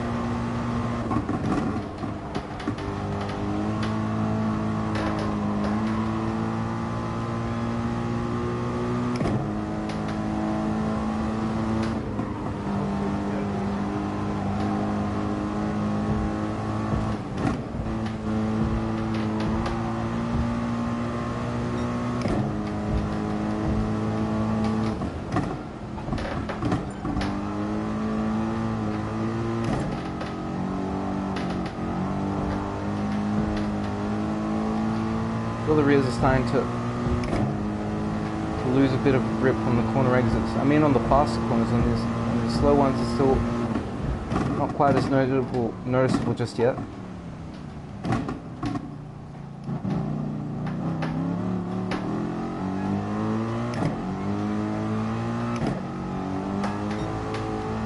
But we got the last corner very badly now, and we've lost some ground.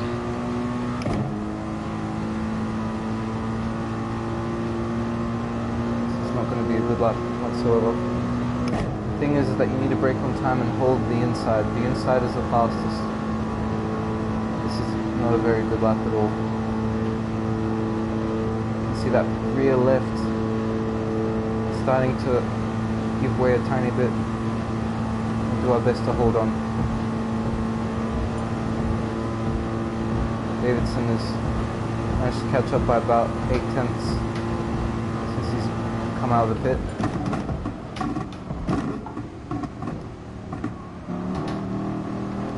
Yeah, and the rears don't want to hold their own.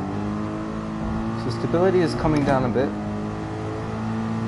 That's probably because we were pushing too early in the stint and we weren't following the natural flow of the car. Therefore, we were forcing it to do things we didn't want to do. Therefore, it didn't want to cooperate with its tires, and because the tires couldn't cooperate with the car, they're being used up more. This is now it's bearing its fruit, so to speak, but in a negative sense.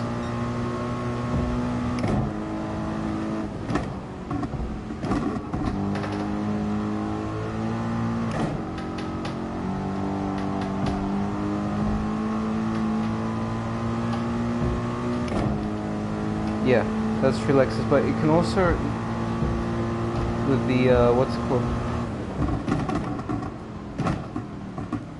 You can also use the traffic for slipstream, so it could be faster. If it all goes your way, if you time it right, it can be very beneficial.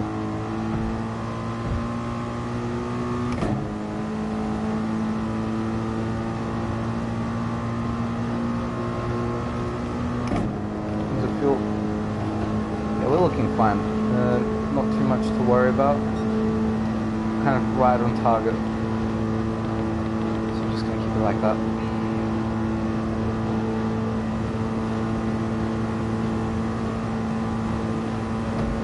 Yeah, McLaren is okay with its tires, but the fuel and the way the car drives is just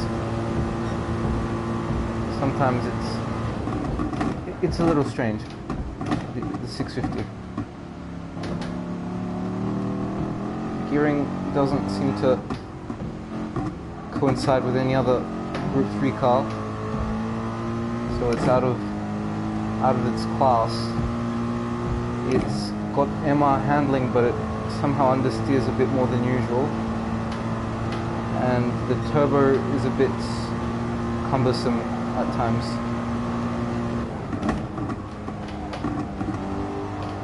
Feels like once you throw it in, it doesn't want to go back, no matter what you do.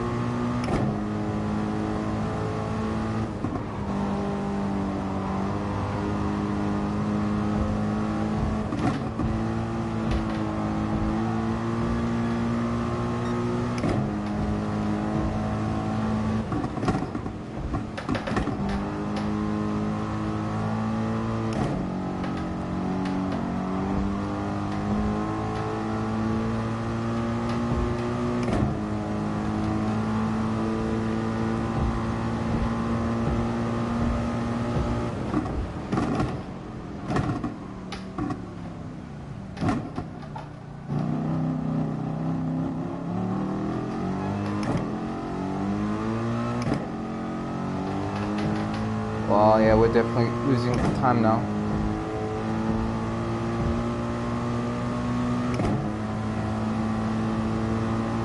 But still, we've got about 5 seconds, like in delta time, away from Harry. He has to be a lot faster now in these last couple of laps to make up for it.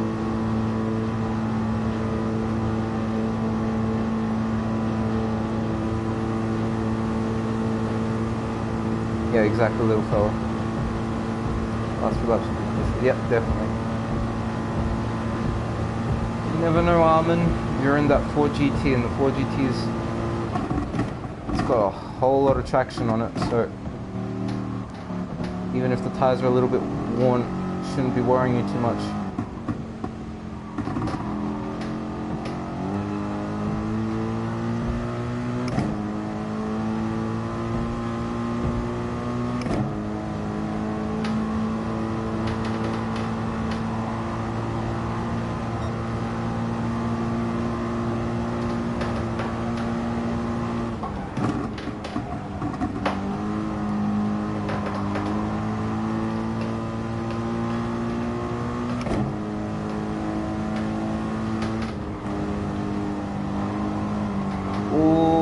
Close there.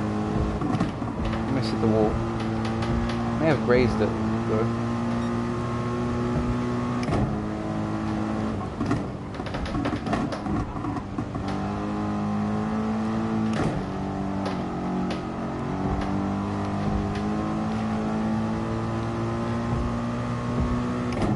Man, we still have 3 laps to do on these. We have not saved them as much as we should have. So, yeah, I think maybe we need to even put the brake balance to -5, like Naka said. Yeah, definitely put it to -5. That rear left is starting to give way. We're asking a lot from it though.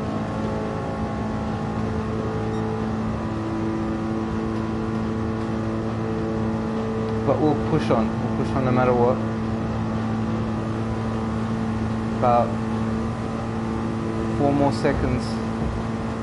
That's what Harry Davidson needs to make up now. He needs to make up 4 seconds if he wants to convince me that a one stop is better. He's in the Mercedes. It's not impossible. He seems to be doing some okay laps. Got the fastest lap of the race. Yeah. Yeah, but I'm also taking into account that he was 5.6 away before he pitted in. So he lost about 8 seconds.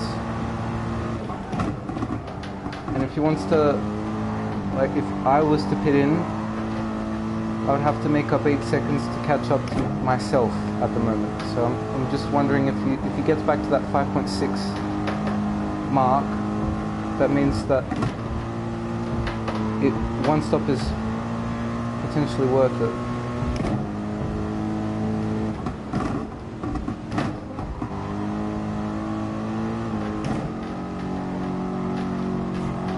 no. Yeah, the rears are getting a bit more difficult to drive now.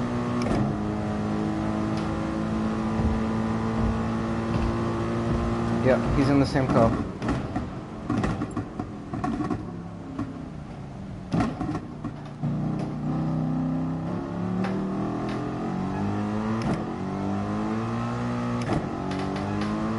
Oh yeah, and you can see that the rear just snaps away. We're losing a lot of time now on these last 3 laps. The rear left is going to die, most likely.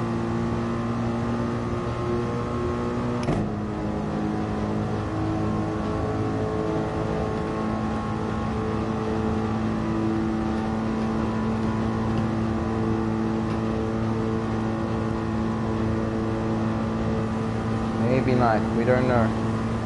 I'd like to do another race, but we need to practice for nations as well. We might do another manufacturer race, or depends how we go for time, we'll see later. Most likely not.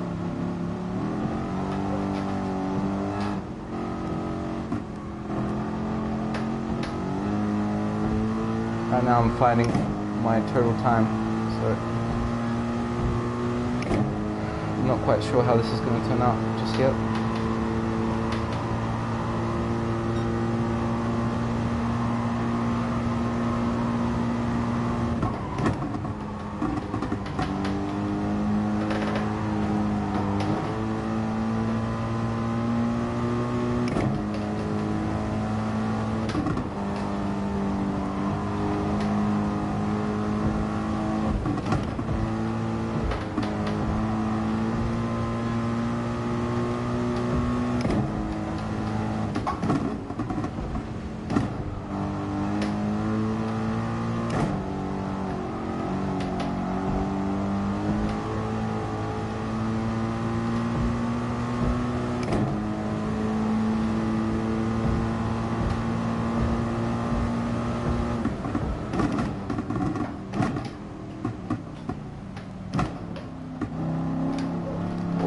Oh wow, yep, those almost spun out there.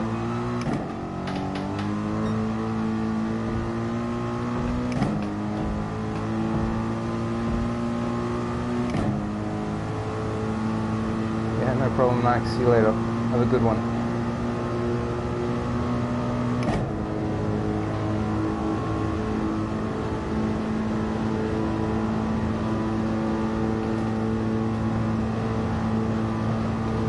For the rest of your day.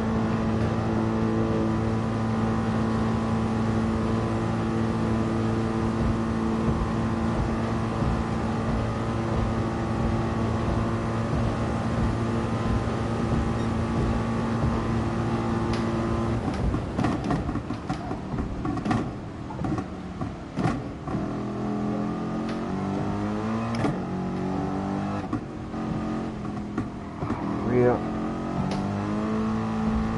Now it's starting to feel like a very tricky MR car.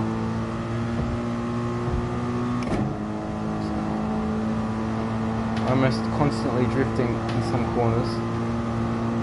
Power sliding, the terminology. We've got the brake bounce all the way at the front. Oh no, we don't actually, we have a -3, so I'm gonna pop it on -5 now. Probably, if you keep it on -5, or probably most likely, you can make it go faster and you can save the tires better.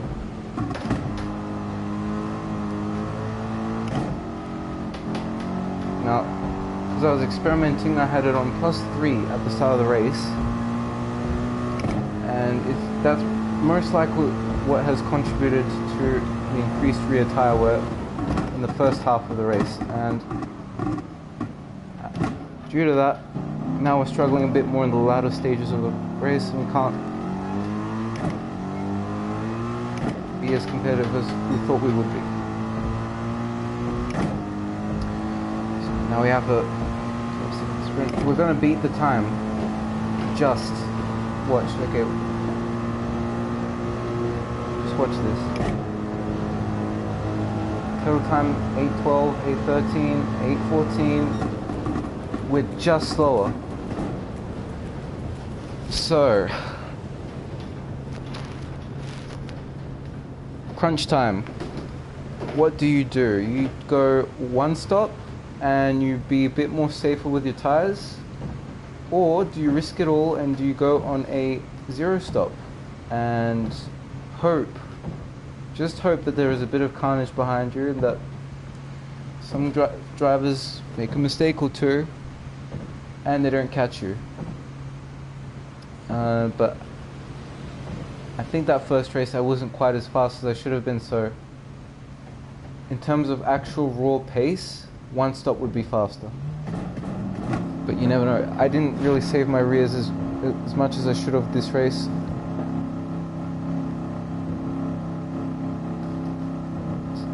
You never know. You can go both ways, and this is what I really like. What they've done with the FIA is you can choose. You have a big choice now. It's not always that one single strategy that works. Now you can have a lot of different options open. Yeah.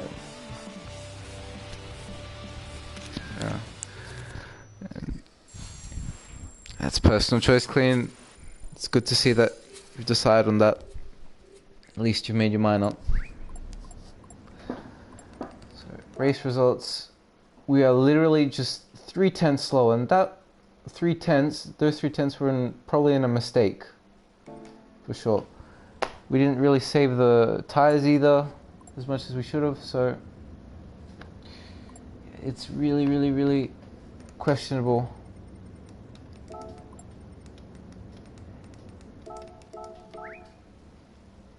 Who came third in that? Noble.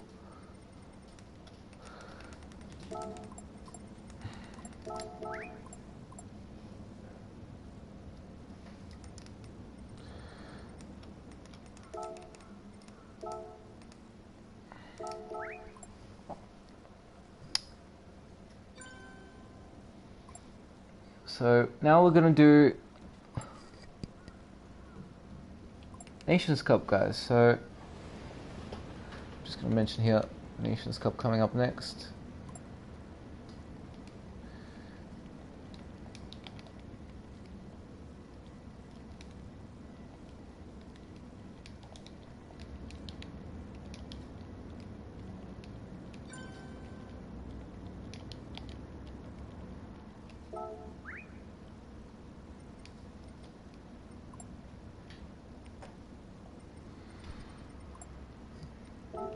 Yep, see you later, little fella. Enjoy the rest of your day. We're gonna change it.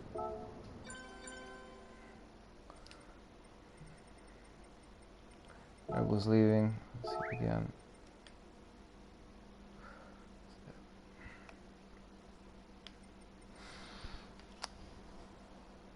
Because there's more chance I'll make a mistake. Definitely Clean. One stop is a safe way to go. Completely agree. So, where is the car? Toyota. Wait a second. Can only use softs, mediums. My apologies.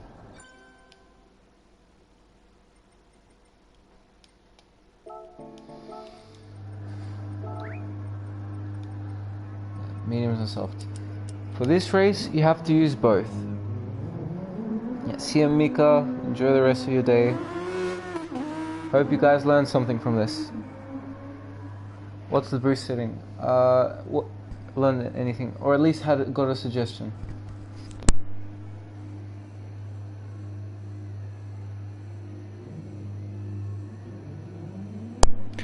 Boost settings.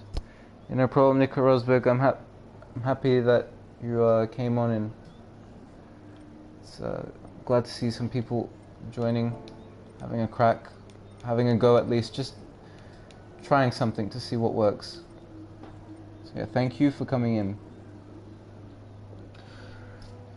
Boost setting is set on default. I can't turn it off. I know it's set off, but there is literally no way I can change it, so I'm just going to leave it on default. Yep, see you, Nico. See you till next time.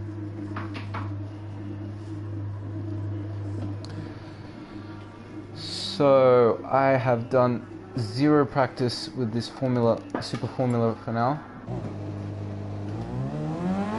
Okay.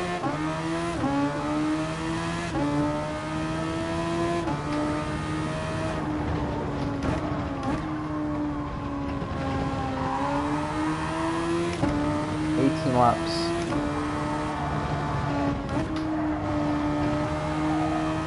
The thing is that you need to save the fronts on these Super Formula cars, as I remember.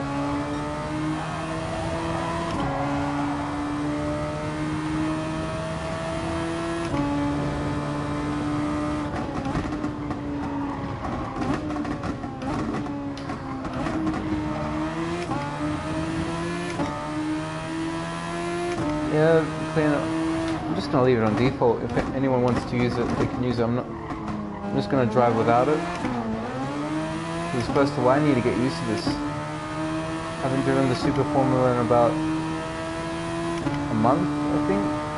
It's been a bit since the last time I drove it, so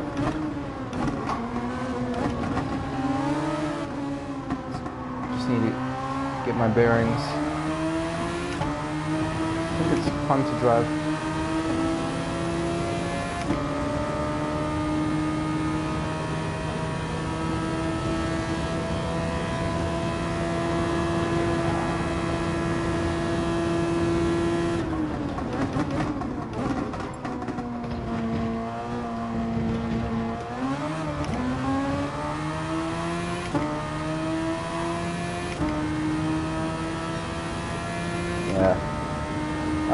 The thing with the Super Formula cars is that they use a lot of the fronts,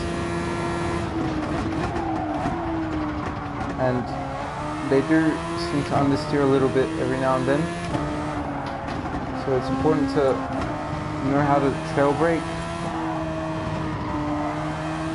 how to be soft on the brakes as well, not lose time. But you have to use both racing mediums and racing softs. So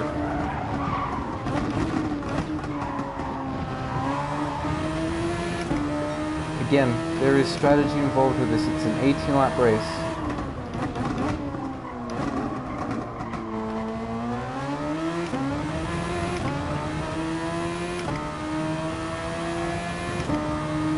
It's really docile.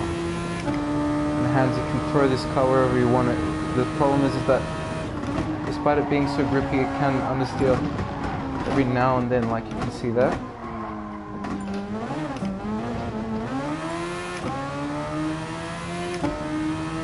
Speedbump and Treviso have joined, so I'm just going to say hello, nice to meet you.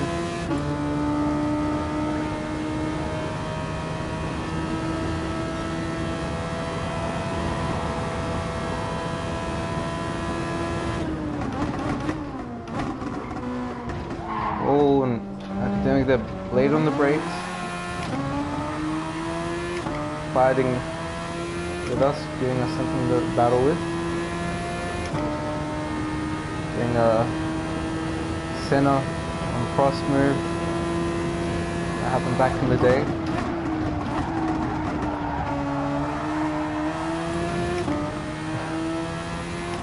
Going howdy, yeah, howdy.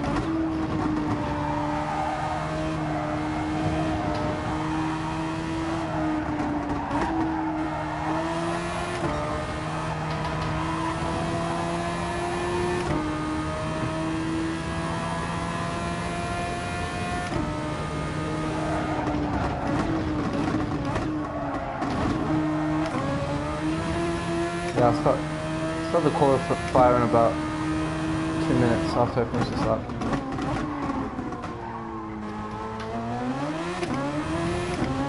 Oh, okay.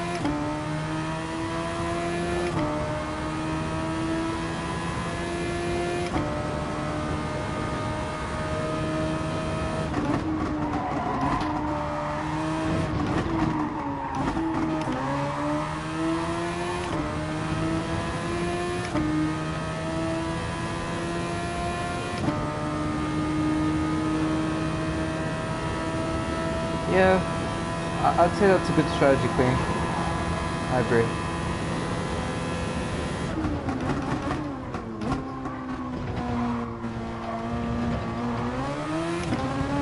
Oh wait, I haven't looked at the time trials, but would you guys know what were some time trial times? Because I'm not quite sure what I need to be aiming for just yet. So I'm starting soon.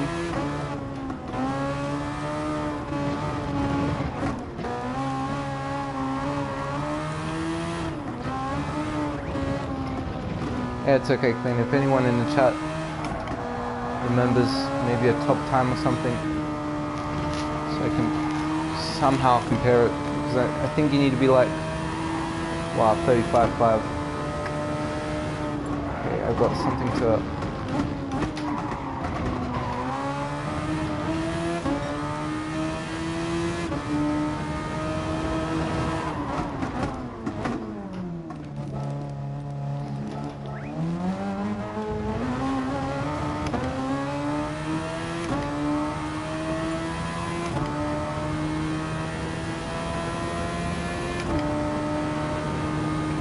Just finish this lap and then we'll start qualifying. This seems to need a bit more time. Something. Now we'll start. The good thing is that overtake is not available in free practice, so you can't use it at all. I'm not sure about in the race though. In the lobby, maybe it is by default.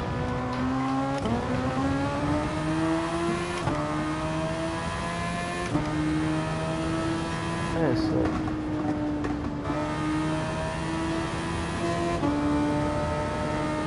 just check that we're actually doing qualify. We're not doing qualify. Okay. So we'll let some of these guys finish off.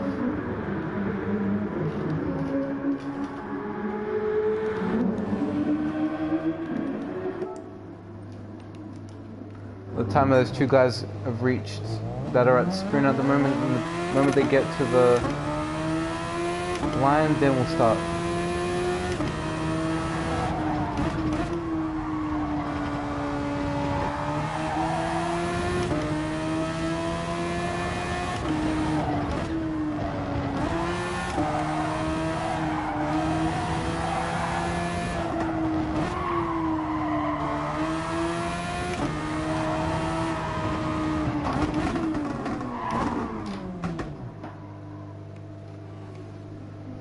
Oh, okay. So here we go.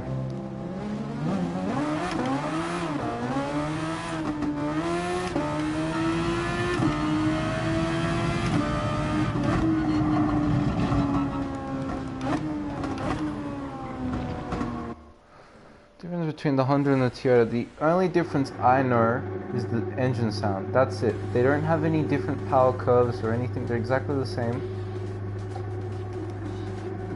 But yeah, since Toyota is the official partner of Gran Turismo Sport, we'll stick with Toyota.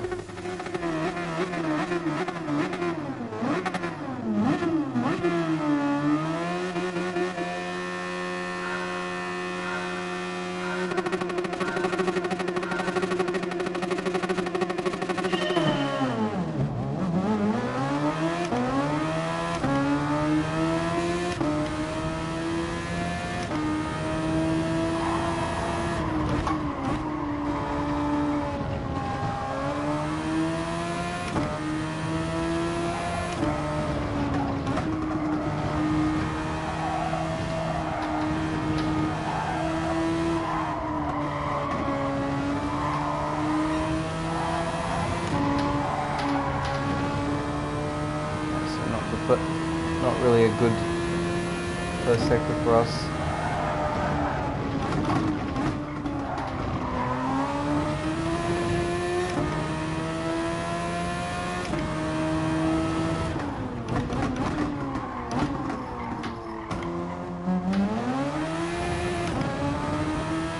Roda o vento, race. Fortunate.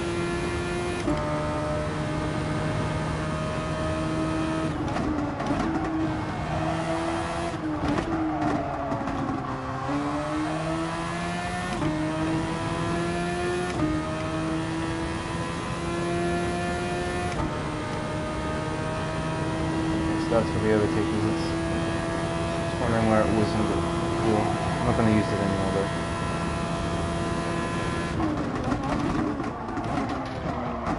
Oof, close.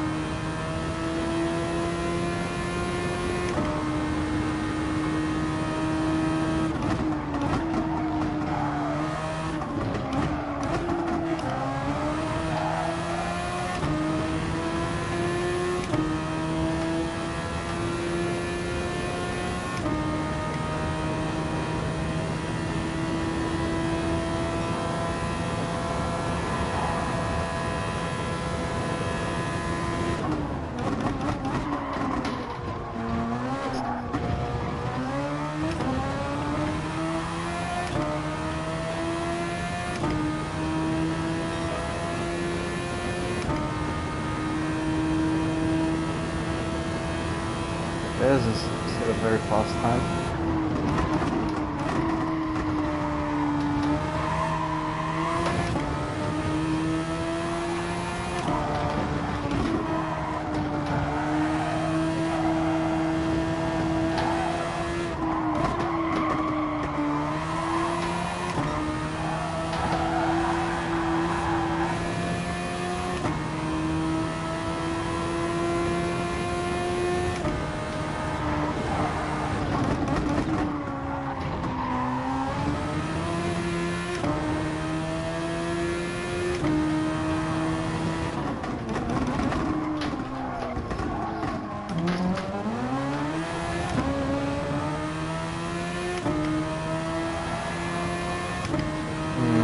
Good line.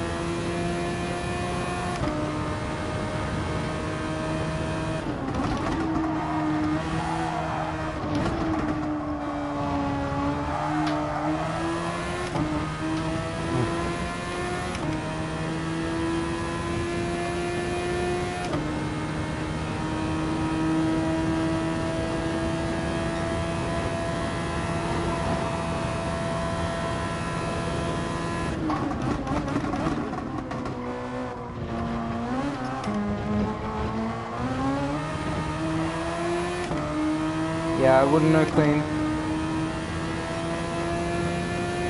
I guess it's got some sort of difference, but it's really minuscule.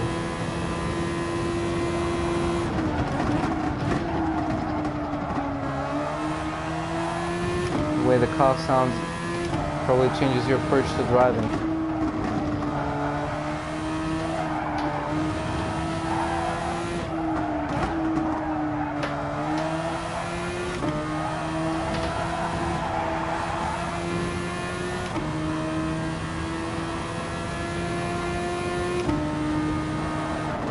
Oh, that's penalty right there.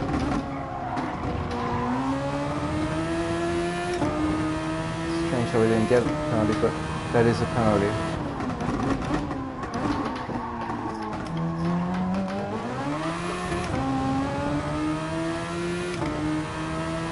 Yeah, it definitely it has some sort of meaning. When you hear a car, you kind of get in another, you have a different attitude about it. You definitely don't, when you hear a Ferrari and then you hear a Mercedes, like in terms of sports cars, you definitely don't drive them the same way if they felt the same and everything. I feel like the Ferrari wants to, you really can cut it a lot more, like really be a bit more rough. Whereas a Mercedes, it's got like a V8 and you think it's got a bit more rumble in it. It doesn't immediately get on the power, you can't immediately push it, or it isn't quite as agile. It's just those small little things like that that alter the senses of a human being and changes the way they drive.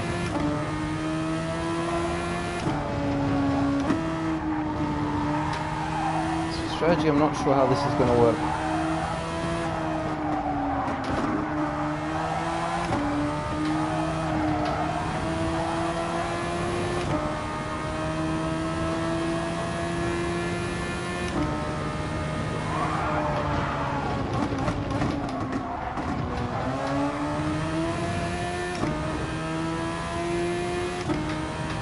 Hi Louis Philippa.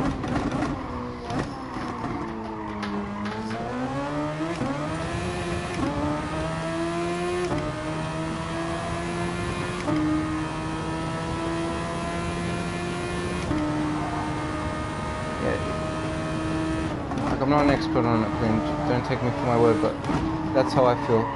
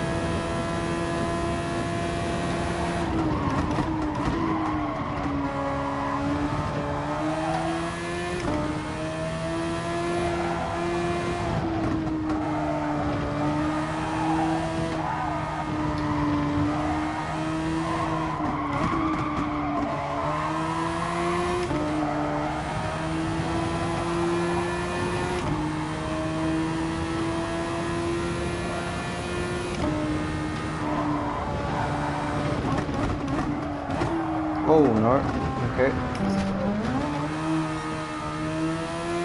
That was just bad right there.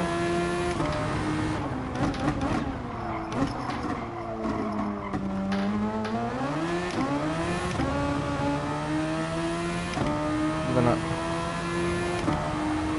enter the pits. I want to see how much we would lose.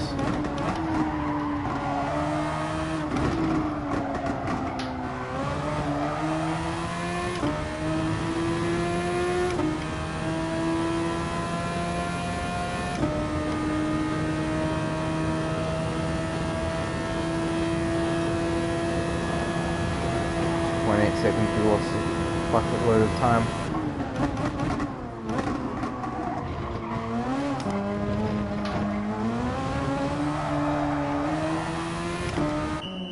Well, okay, so the fact that you immediately pit in means that you could maybe do a true stop. Depends on the tires though.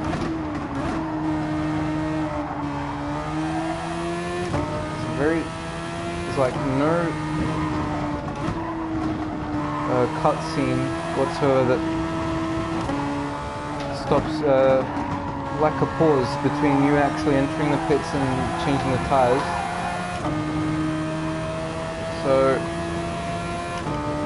maybe we could make a two-stop work.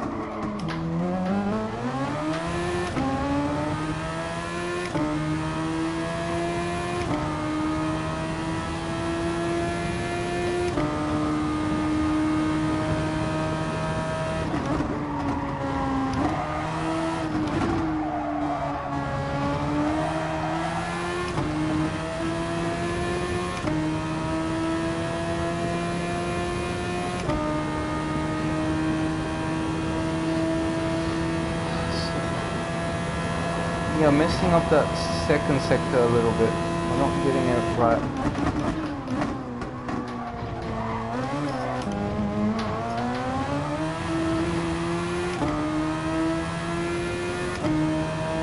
I'm gonna refrain from using it for a little. I don't see. Don't want to use it.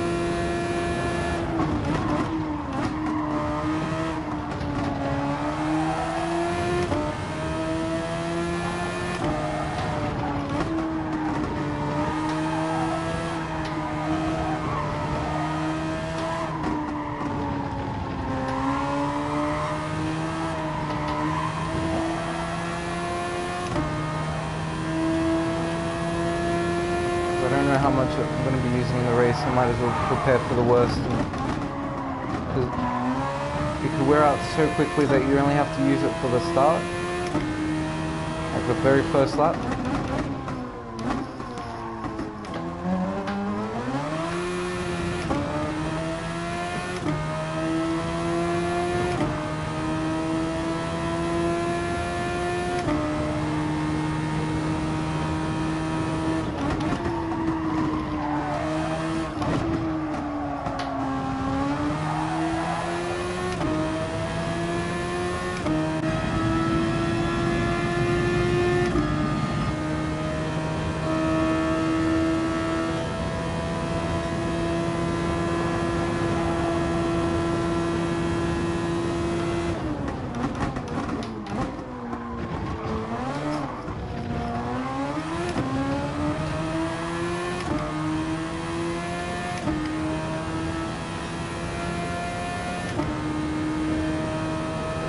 Usually the multiplier in the FIA races means that you only have, if you use it up at the start, which is kind of the most crucial part of the race, because it determines if you're in the dirty air or not, aka if you're first or you're behind, that's it. So by the time you've used it up, you'll probably be already kind of half gone, and then yeah, it doesn't really do much.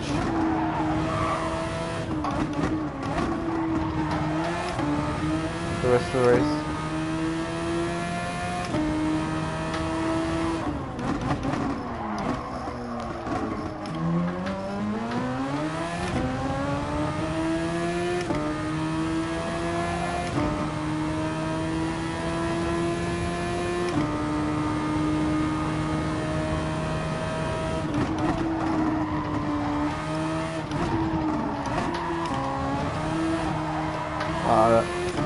Cars on the steering a little bit. So we'll do another 2 laps, then we'll put in for some fresh tyres and we'll go on the mediums.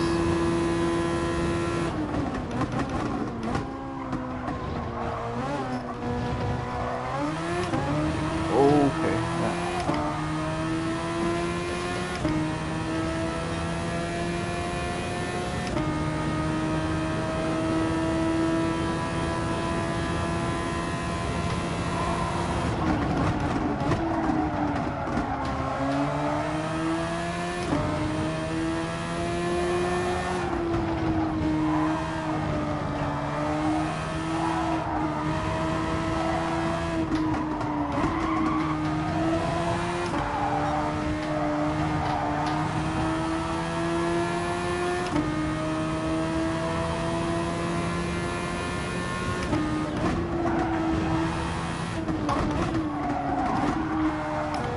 You see we're going off again.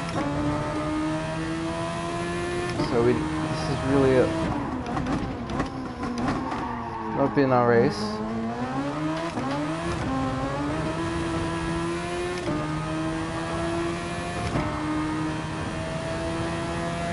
But yeah,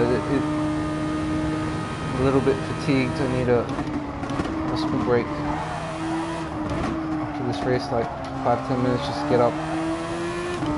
Another drink, wash my face, I'll be ready to go again.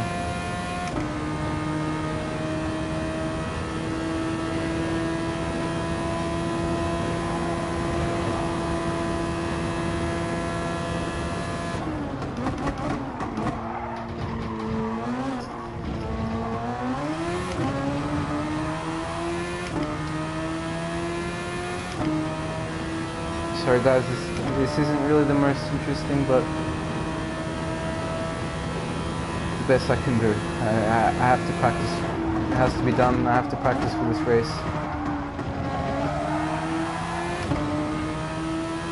I wish there were a lot more drivers in this so we could compare ourselves. But yeah, these are the cards we've been dealt for now. Today, this stream. Thank you guys for all the support. Like right now, we're over 20 viewers. I greatly appreciate you guys tuning in.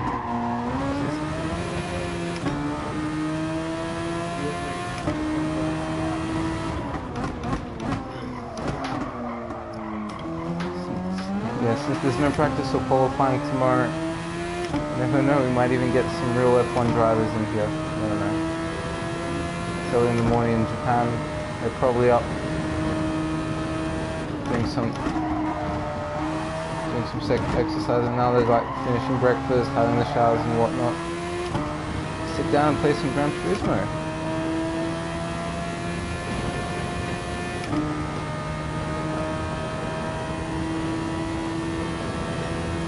Okay.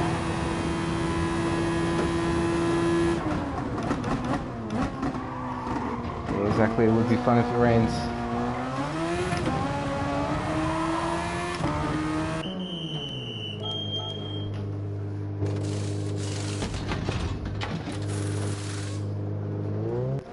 So,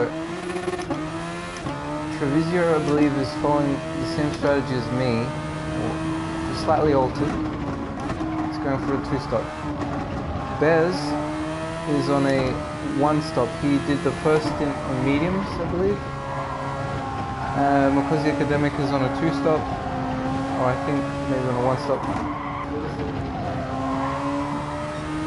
Bez probably pretty tight. I haven't been following the drivers too much. Kind of been focused on my driving. Sorry if I'm mistaken.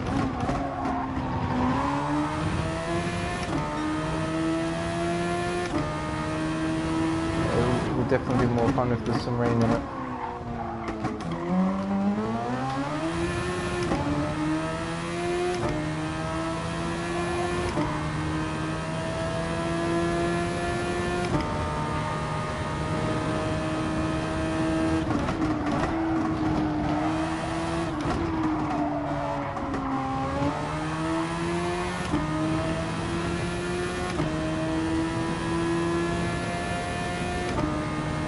Definitely, Yana.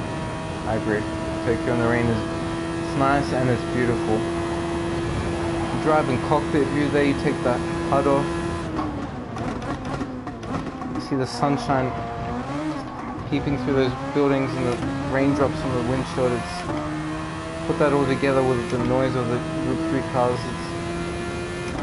It really is beautiful. And hard, yeah, and hard. Yeah, let's not forget that. It's hard.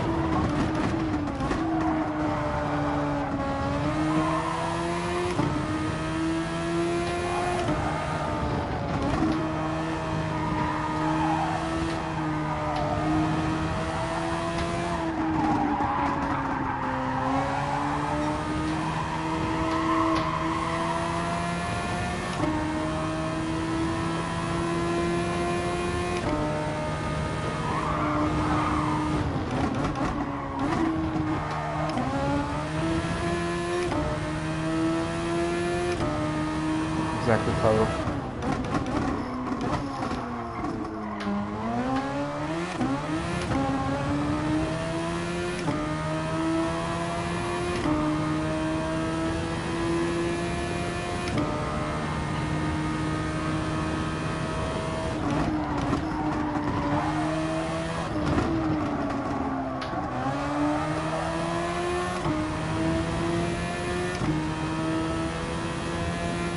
Just like real life, exactly.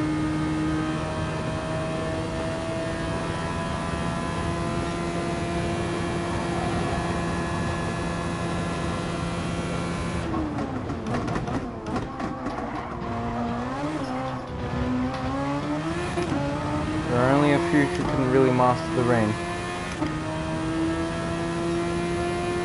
If you master the rein and you're a good driver everywhere else, that means you're complete. If you know how to drive in the dry conditions, but you don't know how to control the car in the wet, you can't be considered a complete driver just yet. You need to also know how to drive rally cars. You need to know how to drift as well. All those different disciplines, you need to be familiar with them. You need to know how to navigate your way through different situations so that you can be more complete as a race driver. Or in this case, a sim racer.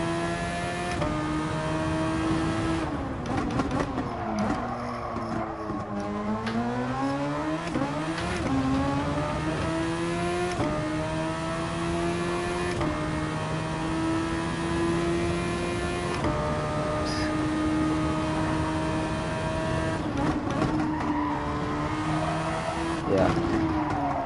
In the sprinter, you're not sprinting. In Group 3 cars, you're sprinting, so it's a whole different challenge.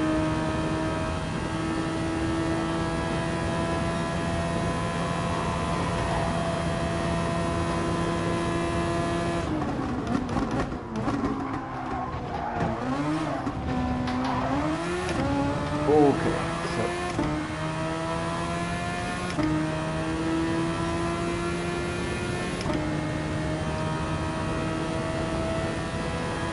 no, I haven't, Pablo. I haven't done it.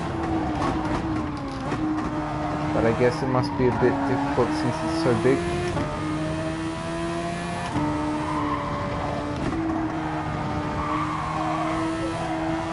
Probably must be difficult to park. That's kind of common for all vans.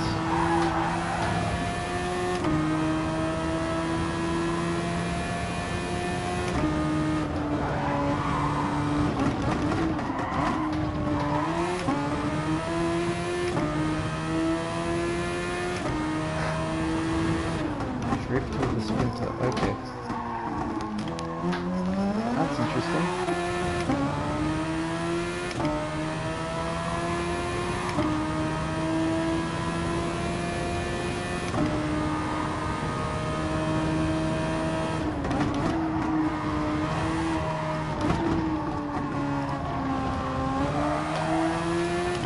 But I only have a car license. I haven't gotten to that point yet. By the time I get to that, I'll probably know how to drift a bus too.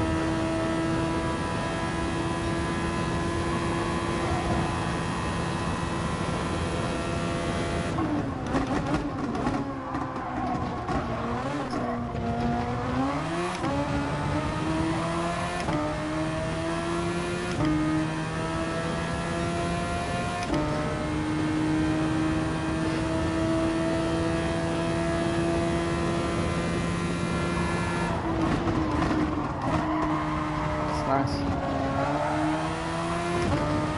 Good to know you can drive all the different cars. Sorry, vehicles. It's not putting it properly.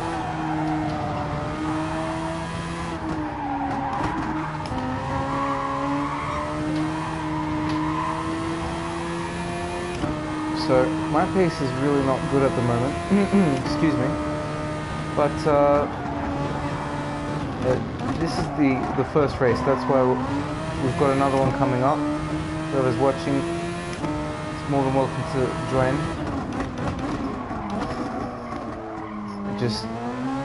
I'm still figuring out the car for the time being. And looking at the pit stops, we're losing. How much we're losing? Losing about 6 seconds per pit stop if you don't refuel and just change tires. So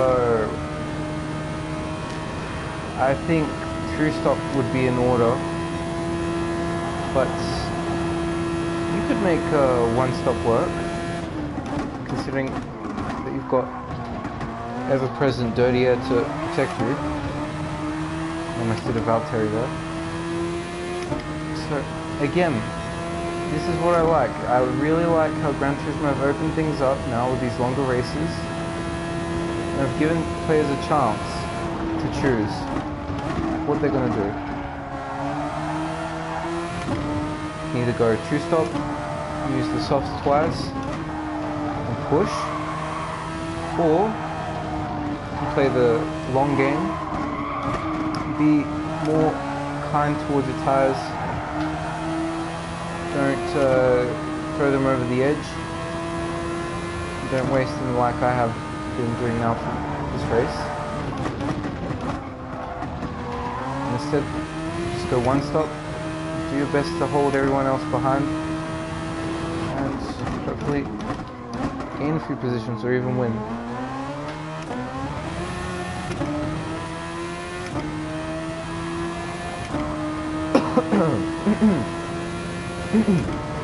Excuse me.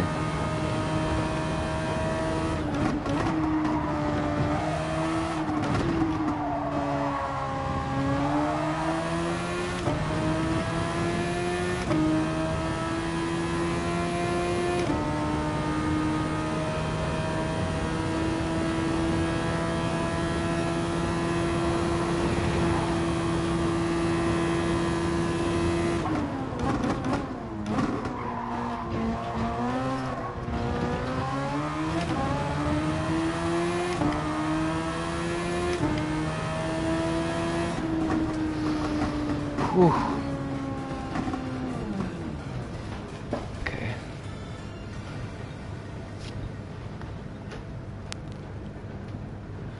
Yeah, I like it too, Fabro. It's good. I really like how it's placed on a Saturday, not a Sunday. If you had these FIA races on Sunday, a lot of people would like you'd see a lot of people skipping this because they would either go to witness the races in real life, or the races would be on TV, like the Formula 1 or WEC or whatnot. They would be on in real life, so on TV, and they wouldn't bother putting any effort in on Sunday. They'd rather enjoy watching something than actually doing it.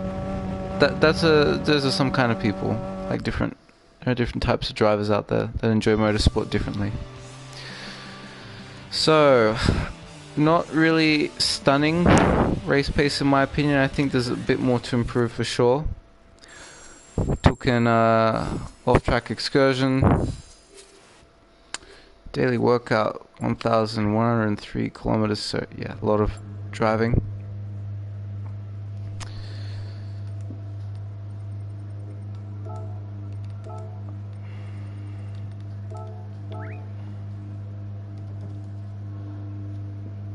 I'm just gonna have a small break, guys, like 5 minutes, and then we'll be back on. I'll get back onto the rig with some more driving. I just really need a break because I noticed in that one race now that I did is that my reflexes were wavering a bit. I wasn't paying as much attention as I should have been to my lines. Probably braking a bit too early in some places, then doing the exact opposite, then braking late as well. And yeah, it's going to be Suzuka again. We've done a lot of practice for manufacturers. I think it's enough for now. I'll probably do some a bit later today to get ready, but now this is going to be the last race of today.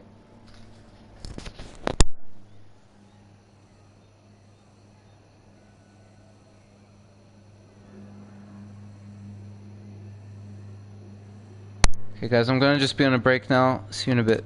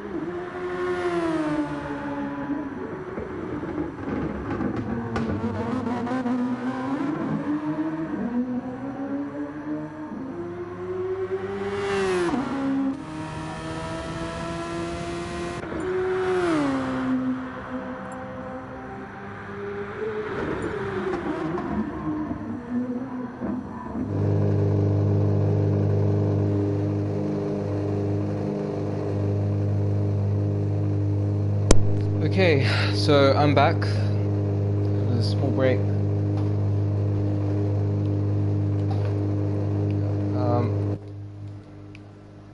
There you go. See the livery on Makozi Academic's car. Using something similar to that for tomorrow. Sorry, not for tomorrow, for later. Yeah, it's gonna be interesting to see how this race goes. This one, it's all about having an open track, all about keeping those tires nice and fresh and not making mistakes. As you can see, that MG project who just entered the lobby, he's saying power is nothing without control. That's exactly right. For this batch of races,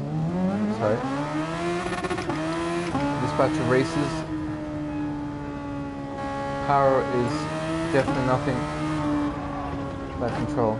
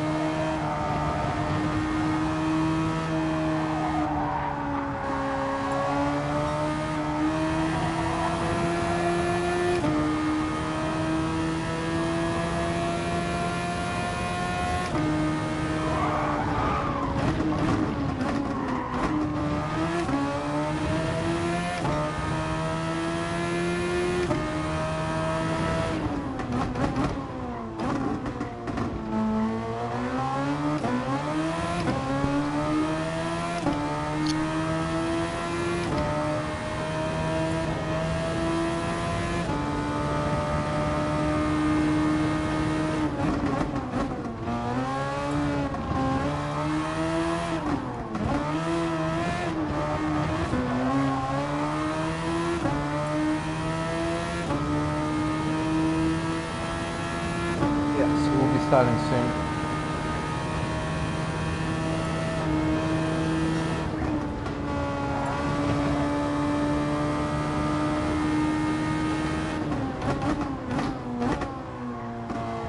I get a good lap in now.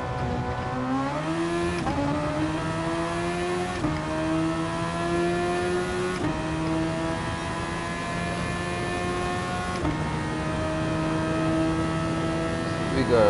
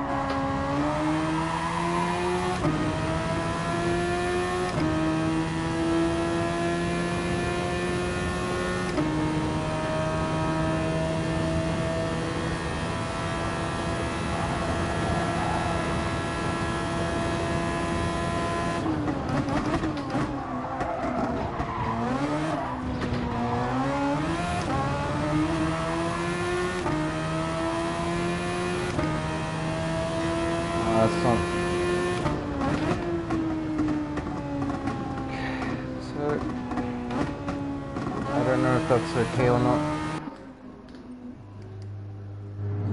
The ERS we have on tap, we could probably go a bit faster. Give everyone a chance to finish their laps and then we'll get this thing underway.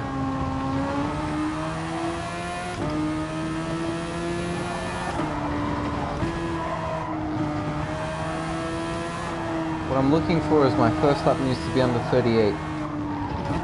I think that's fast.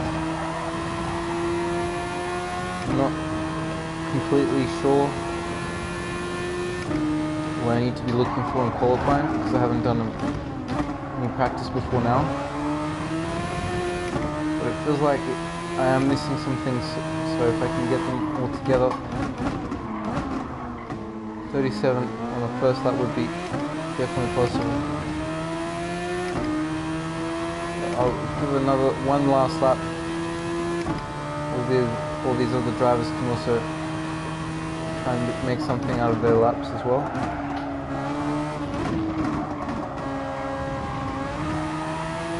And then we'll start it.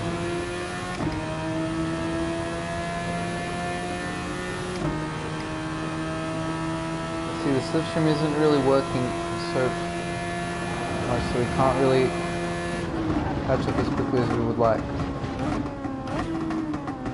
Just gonna slow down a bit. Better entry.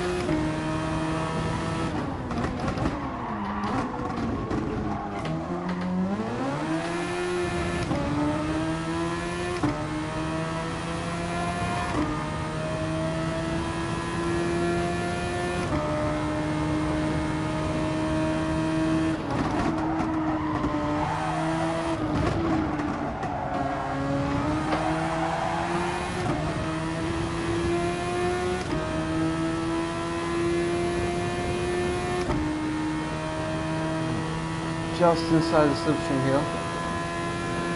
We messed up a bit of the spring, so we didn't go as fast as we should.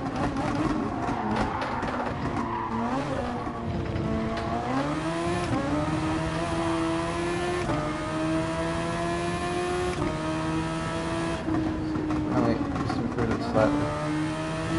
So, how many drives have we got there? We've got 4 that are still on the laps. So we'll say like 1 more minute.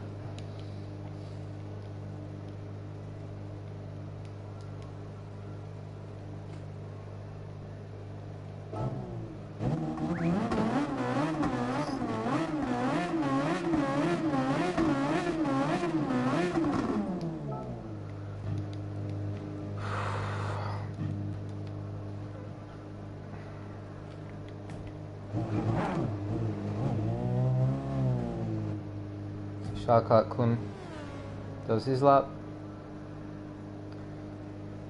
Then we have, who is that? Bez. And finally, finishing his lap, we have Treviso. So here we go.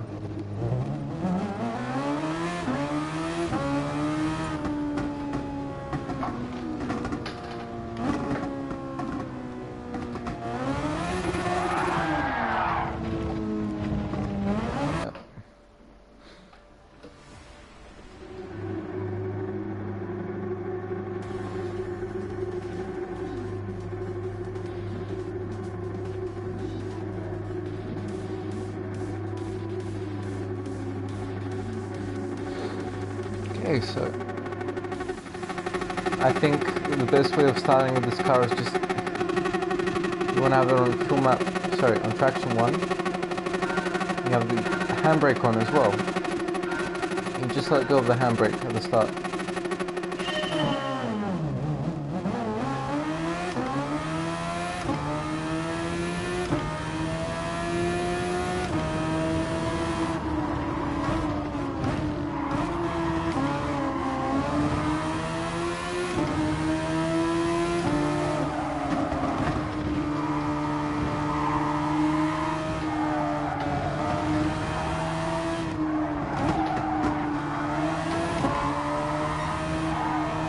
See what I mean about about using the overtake button at the start.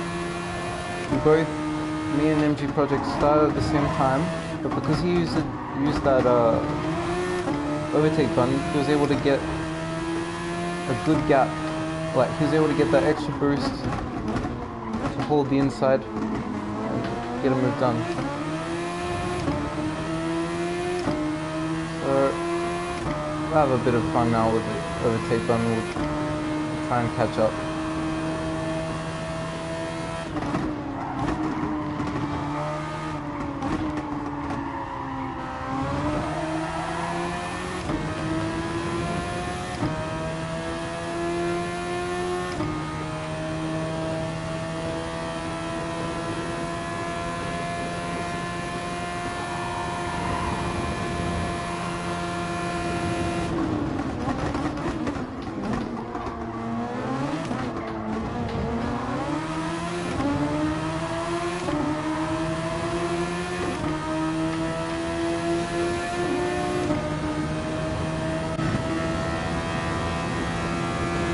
And do like what Timmy did.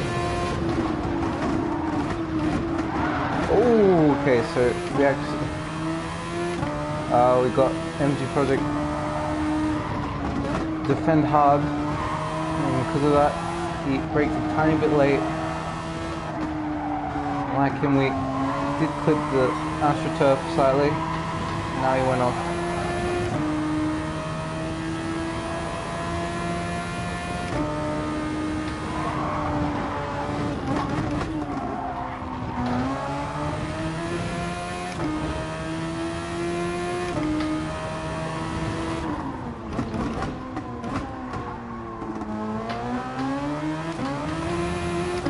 But till then we were having a really nice battle there, keeping it good, nice and clean. Shame what happened to him. Almost saved it.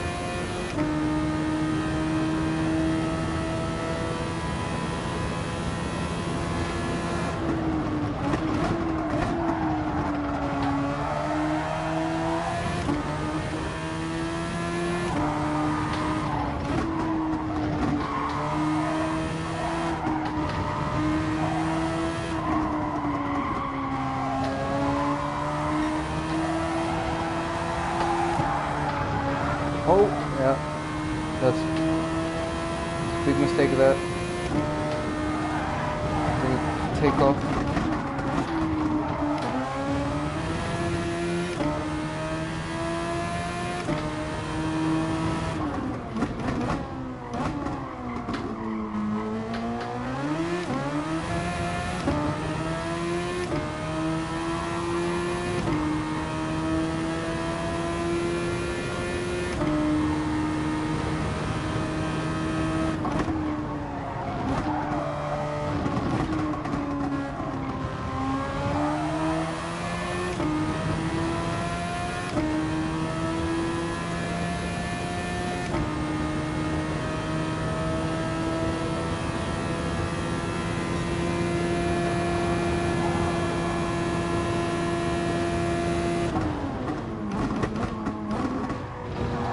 No.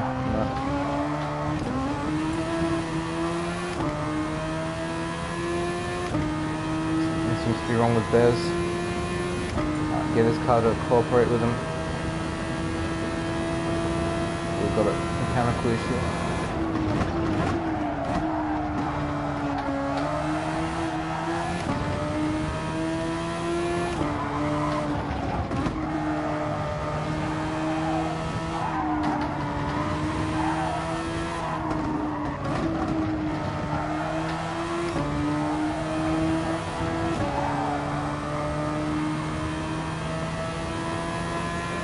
Speed stuff. How's it going? Of course, kind of late in the stream. This is going to be the final race for now. Just trying to see what I can do in Nations. Considering Suzuka isn't my greatest track, I feel like I am missing a bit in terms of outlaw pace. Outright pace.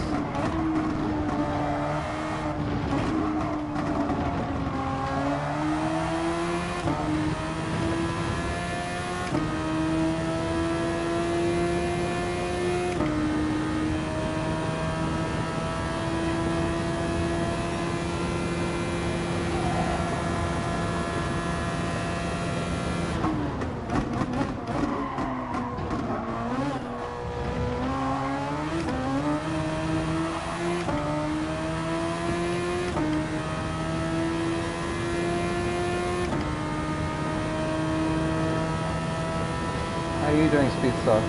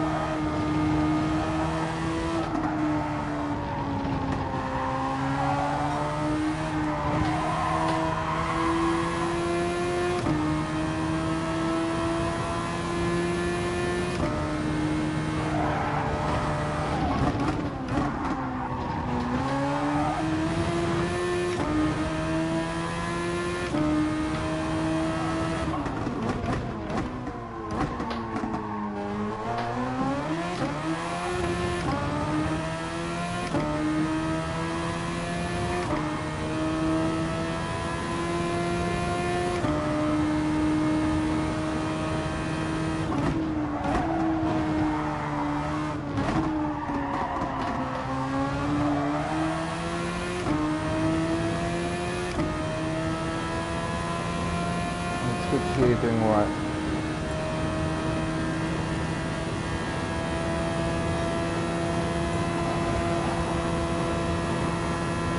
Okay.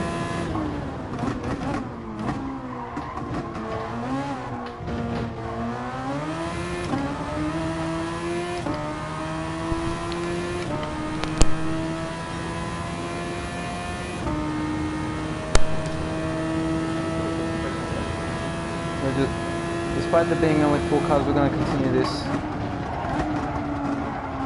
just for practice. I'm a bit clenched, a bit caught for time. I can't really start the race at this point.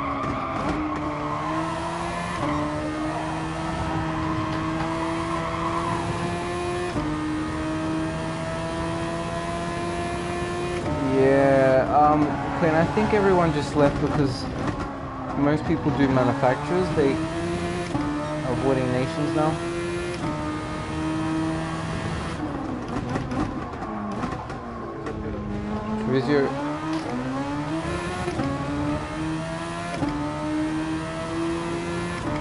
Treviso had an unforced drive error, went off track, and probably lost some time.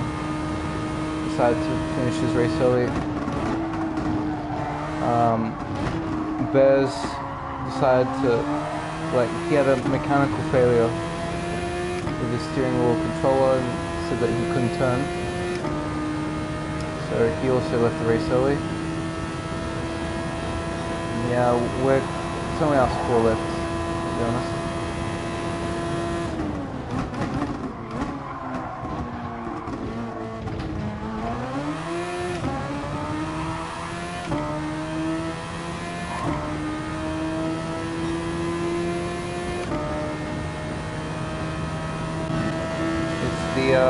Toyota Speedster. You can tell the difference by the sound.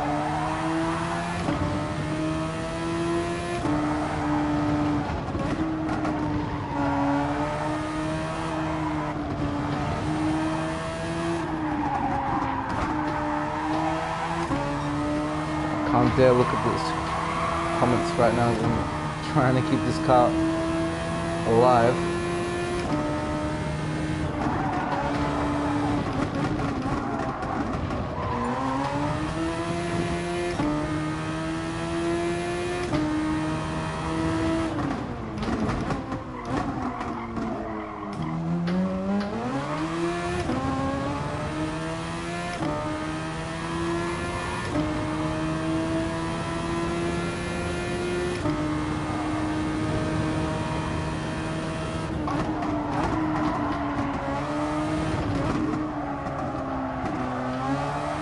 I really like this combo, but it doesn't seem that I can quite get the hang of it just yet.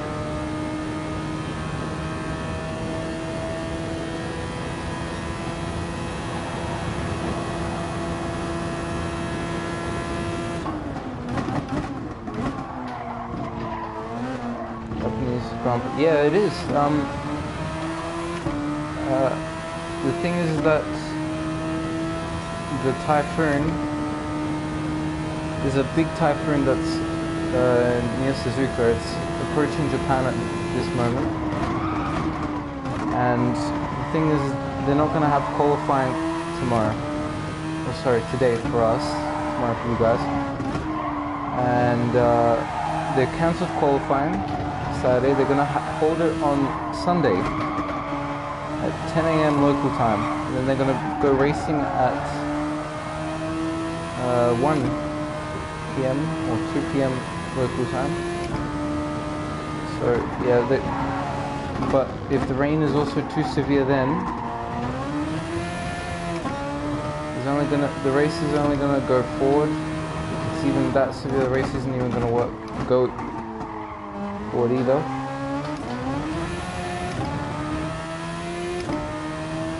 So yeah. If qualifying doesn't go ahead, the results from free practice 2 that happened earlier today,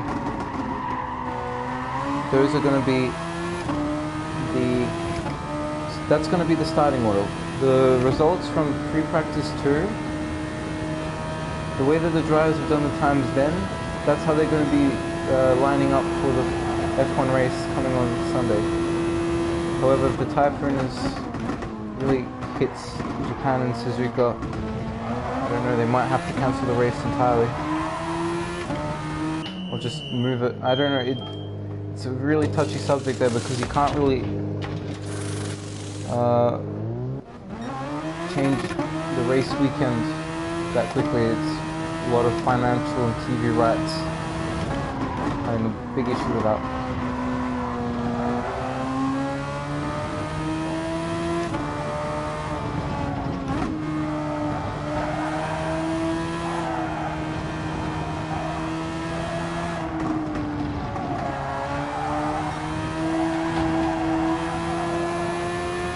Honestly, I can only make these softs last 7 laps. The 8th lap is a lot slower than I would have liked. So 7 laps, or maybe even 6, would be the maximum.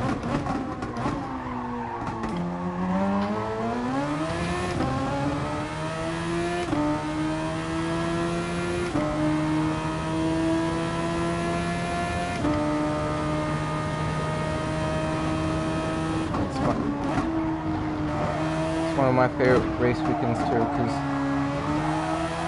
I've always liked Japanese Grand Prix. I mean, apart from Suzuka, I really like Fuji. And whenever there's been an F1 race in Japan, either at Suzuka or Fuji, it's always been interesting to watch the drivers, how they tackle those demanding tracks.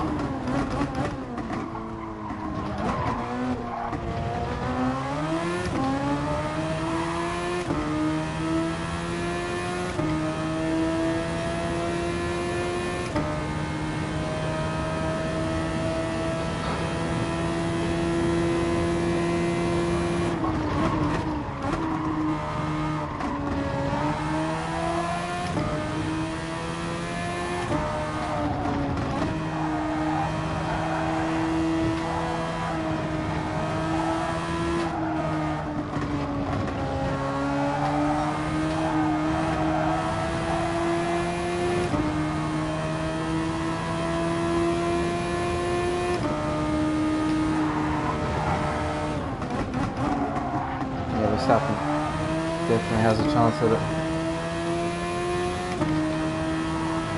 Top 3 always have a chance at it. This track, I think, really balances them out. Red Bull will probably have a good chance because of their advanced aerodynamic cars that produce a lot of downforce. They have one of the better chassis on the grid, in my opinion.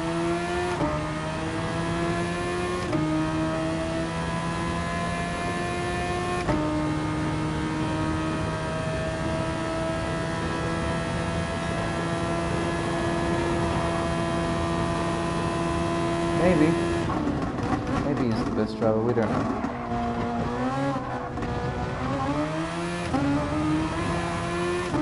Till we get everyone in the exact same car, we'll never know.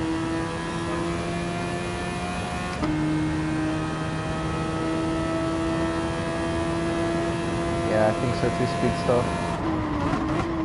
Ever since the hybrid era started back in 2014, I don't think has ever lost a race. Suzuka. They have a good, strong track record.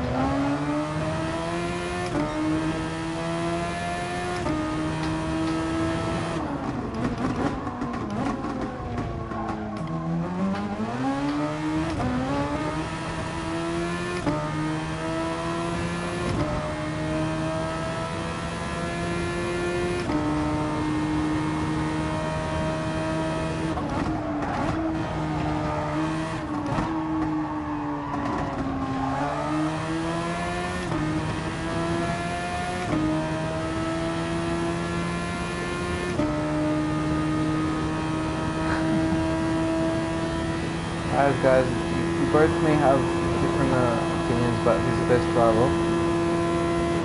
Like I said, until you can get them in the same car, the same formula car, everyone has the exact same settings and everything, we'll never know who's absolutely the best. So then people will just be saying counter-arguments, counter-statements that the car is the one that's doing all the work.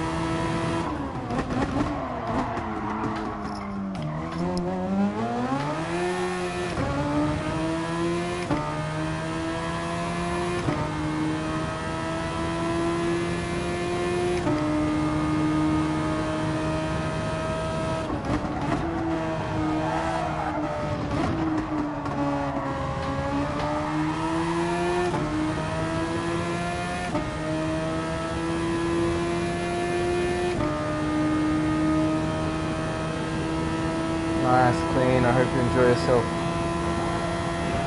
I think that's a really good track, Circuit of the Americas.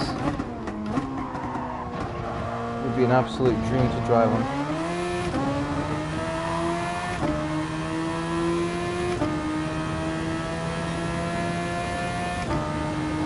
Like long straights, those difficult like fifth half left right chicanes. Like a quadruple right apex. It's like a roller coaster, like in another dimension. It's got so many different corners that you don't expect to see on a racetrack, and there they are. It's got some nice long straights as well. I really like Circuit of the Americas. It's a good track.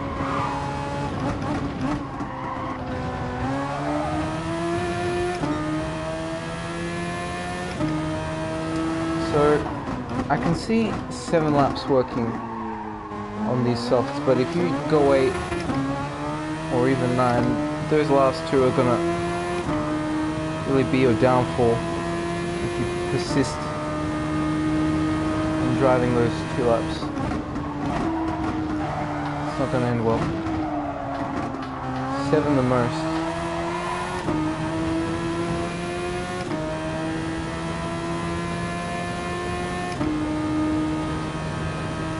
Brake balance all the way to my +5 so you can get the car turned in more. It doesn't abandon you when you give it input and the braking. Oh no.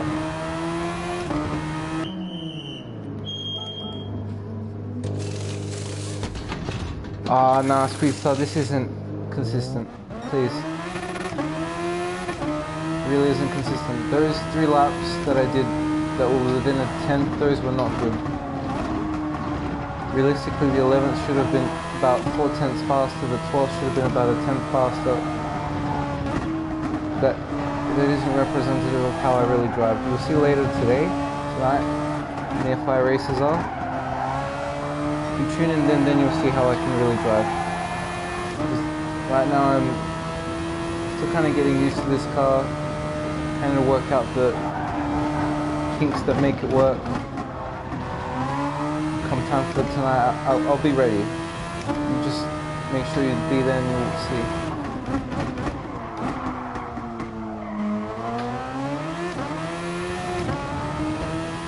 Right now I think I can definitely be a lot faster than this. I mean like a lot faster. 4 or 5 seconds overall in total time.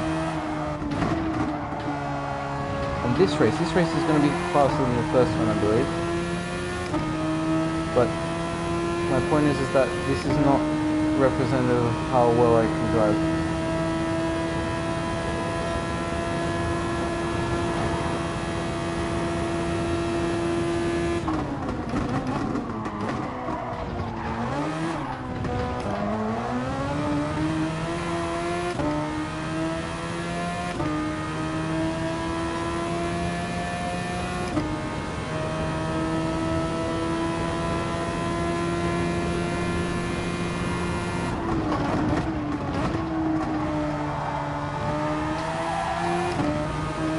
Go off track a bit.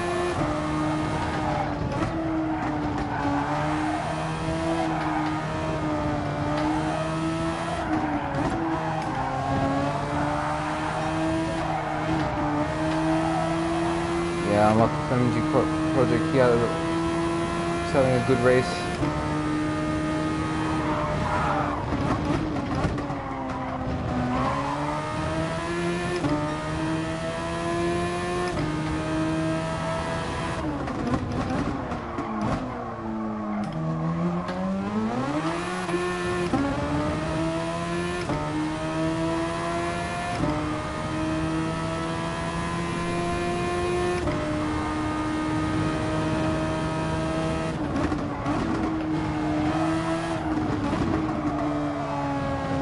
To maximize the softs so that you can really beat out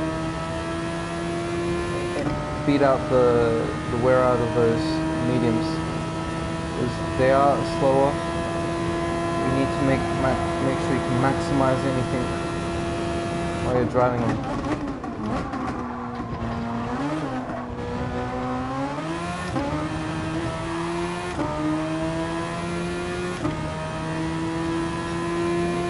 Okay, speed, slow, whatever you say. I'm just telling you, for me, I don't think it's quite amazing just yet.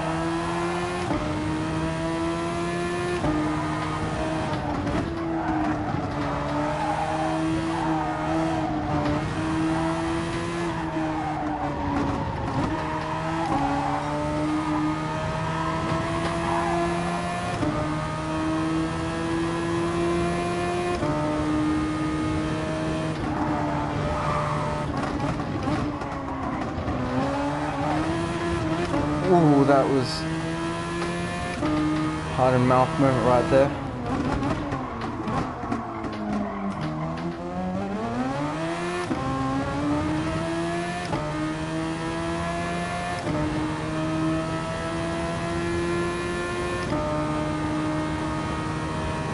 Now I'm starting to find the true pace of this car.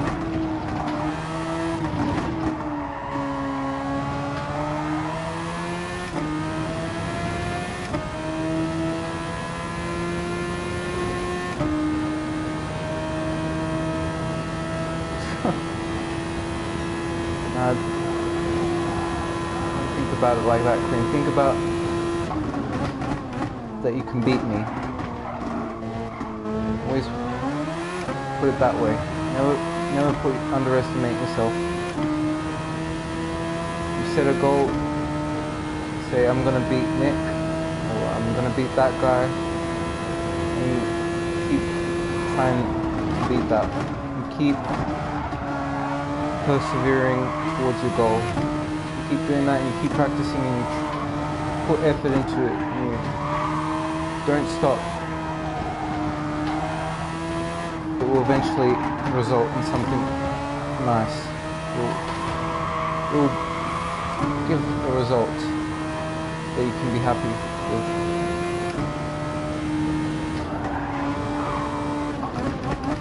And proud of. I'm never satisfied with my races. I always know that there was something more I could have done. That's why you'll see that I do criticize myself a little bit. Then again, I am trying to find more speed in my driving. Anything I can do to improve. So that come World Finals, come Monaco, come Tokyo, I'm ready. I can drive with the best and even beat them when it comes down to that.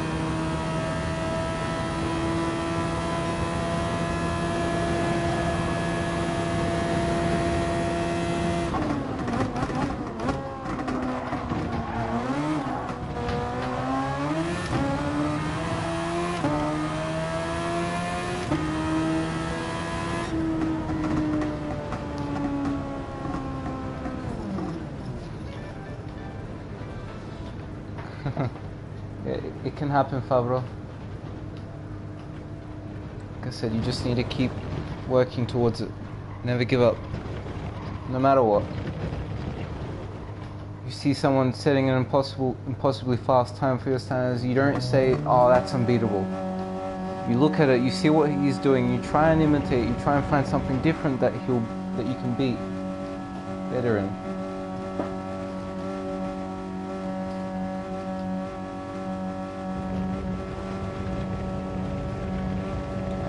Strive for perfection. No, you can never achieve it, but you can at least come close to it.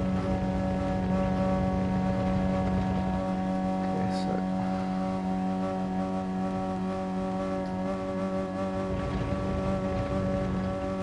no problem, Queen. Yeah. Thank you, Black Forest, for the compliment. Yeah, I wouldn't say. That would be a good idea, Fabro, if that's such a good race. I'd say just save it. Whenever you feel bored or something, or you're losing motivation, just Watch it. Okay, so I think we were faster than last time, if I am not wrong. I believe we're about five odd seconds faster. I need to have a look back at the gameplay at the stream so to know exactly what happened. But yeah, it's decent. I think there's another 5 seconds in that. Like looking at this race result, yeah, 29:40s is there. It's just right there for the taking if you can get the strategy right and you can time everything properly. But yeah, Black Forest is clean wave, clean recordings like searching for the perfect wave and surfing. Yeah, you're never gonna get it. You always get something close, but you'll never be able to find it. That's the thing, you just keep working, you keep looking for it, no matter what. Maybe it'll be something that will be very close to ideal. That will be the one that you will remember. Is the Honda much slower? I wouldn't know Black Forest. I believe that both cars are very similar. I'm seeing that Clean said before that the tire wear and the fuel wear is maybe a tad better than the Honda, but again, I'm not quite sure. You need to practice it by yourself as well. Yeah, I'm gonna say it was a nice little battle with him.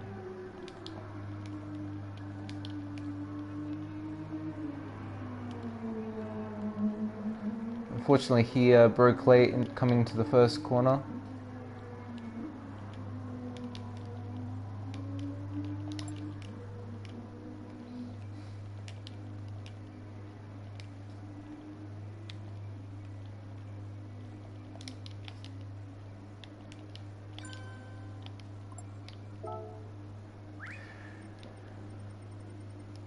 Bez is leaving, and Makozi Academic as well. So,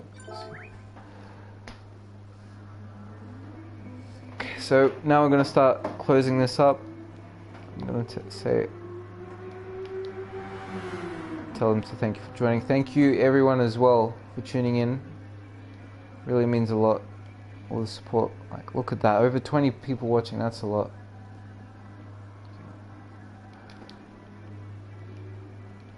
Very grateful.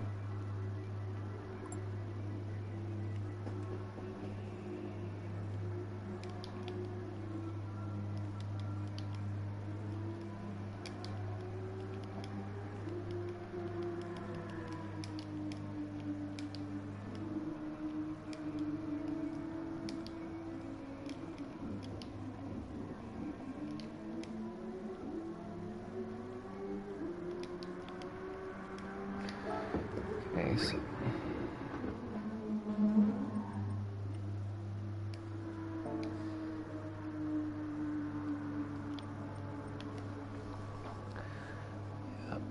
no problem, Fabro. Good luck with your races later as well. So I'm gonna exit here.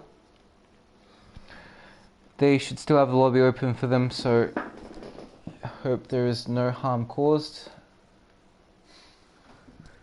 Now let's just see what car we get for the daily roulette. Oh, there's a go-kart in that. That looks very tempting. Ah, but we get the Citroen. Never mind. We've got the Batmobile as a daily race car. Yeah, nice to see. That wouldn't be too bad at Tokyo Expressway in the wet.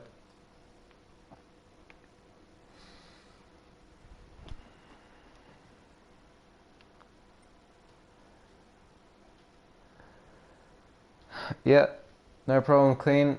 So we're gonna start wrapping this up, guys. Hi, Mante. I would say that for me, in my opinion, it is a 2-stop for Nations. Like, let's just start from Nations here. In my opinion, it's a 2-stop.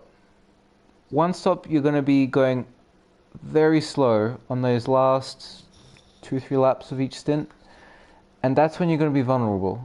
Someone can go for a move easy. I mean, you have the dirty air to defend and whatnot, but that's not going to be too much of use because you're going to be like 2 seconds slower every lap in comparison to some other guys that are going to be on fresher tires. So in my opinion, a 2-stop is the way to go. How many laps you're going to do and which tires you're going to use, my suggestion would be to start on the softs so you have the best start possible. You get away, use the overtake button to have as much of an advantage, and then let me think about it. 6 laps first stint on soft, 7 laps second stint on soft, and then the last 5 laps you want to do on mediums. The middle stint is kind of going to be the fastest, and plus there's less fuel, so the softs are going to last a bit more as well. So that's why I'm saying that you also need to consider that 1 extra lap. So 6, 7 and 5, with the last 5 being on mediums.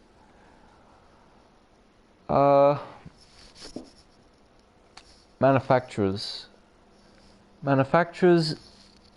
that is a very interesting race. I really like how it's done.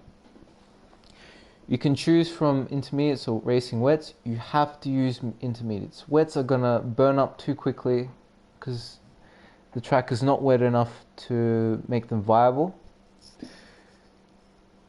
Whether it's a 0-stop or a 1-stop, that is really dependent on where you are at the moment on track. If you are starting near the back of the grid or in the middle, you might want to risk the 0-stop to gain some positions towards the end, but you're going to have to face the fact that your car is not going to be good at all. Everyone's going to have an easy shot on you on the straights, and you're not going to have anything to defend with. I mean, in the second sector, if you hold the inside at every single corner, that's going to work for you. On raw pace, both strategies are there. With 1-stop you can push, but with 0-stop you have to really save the tires. You need to be careful, and depending on what cars you have, it may not work out. So for everyone that doesn't really feel confident with their cars, or feels like they can push more or better instead of saving the tires, I'd suggest a 1-stop. For me, I don't know. I'm really undecided. That's just going to depend on how qualifying goes. Slipstream has a really big factor here. You can do a lot if you have slipstream, so we'll see. But yeah, I'm looking forward to the races later tonight. They'll definitely be interesting. I hope you guys tune in next time to catch them, and I hope you all enjoy the stream. And have a good evening, a nice day, nice morning, wherever you may be. And until next time, driving with the best.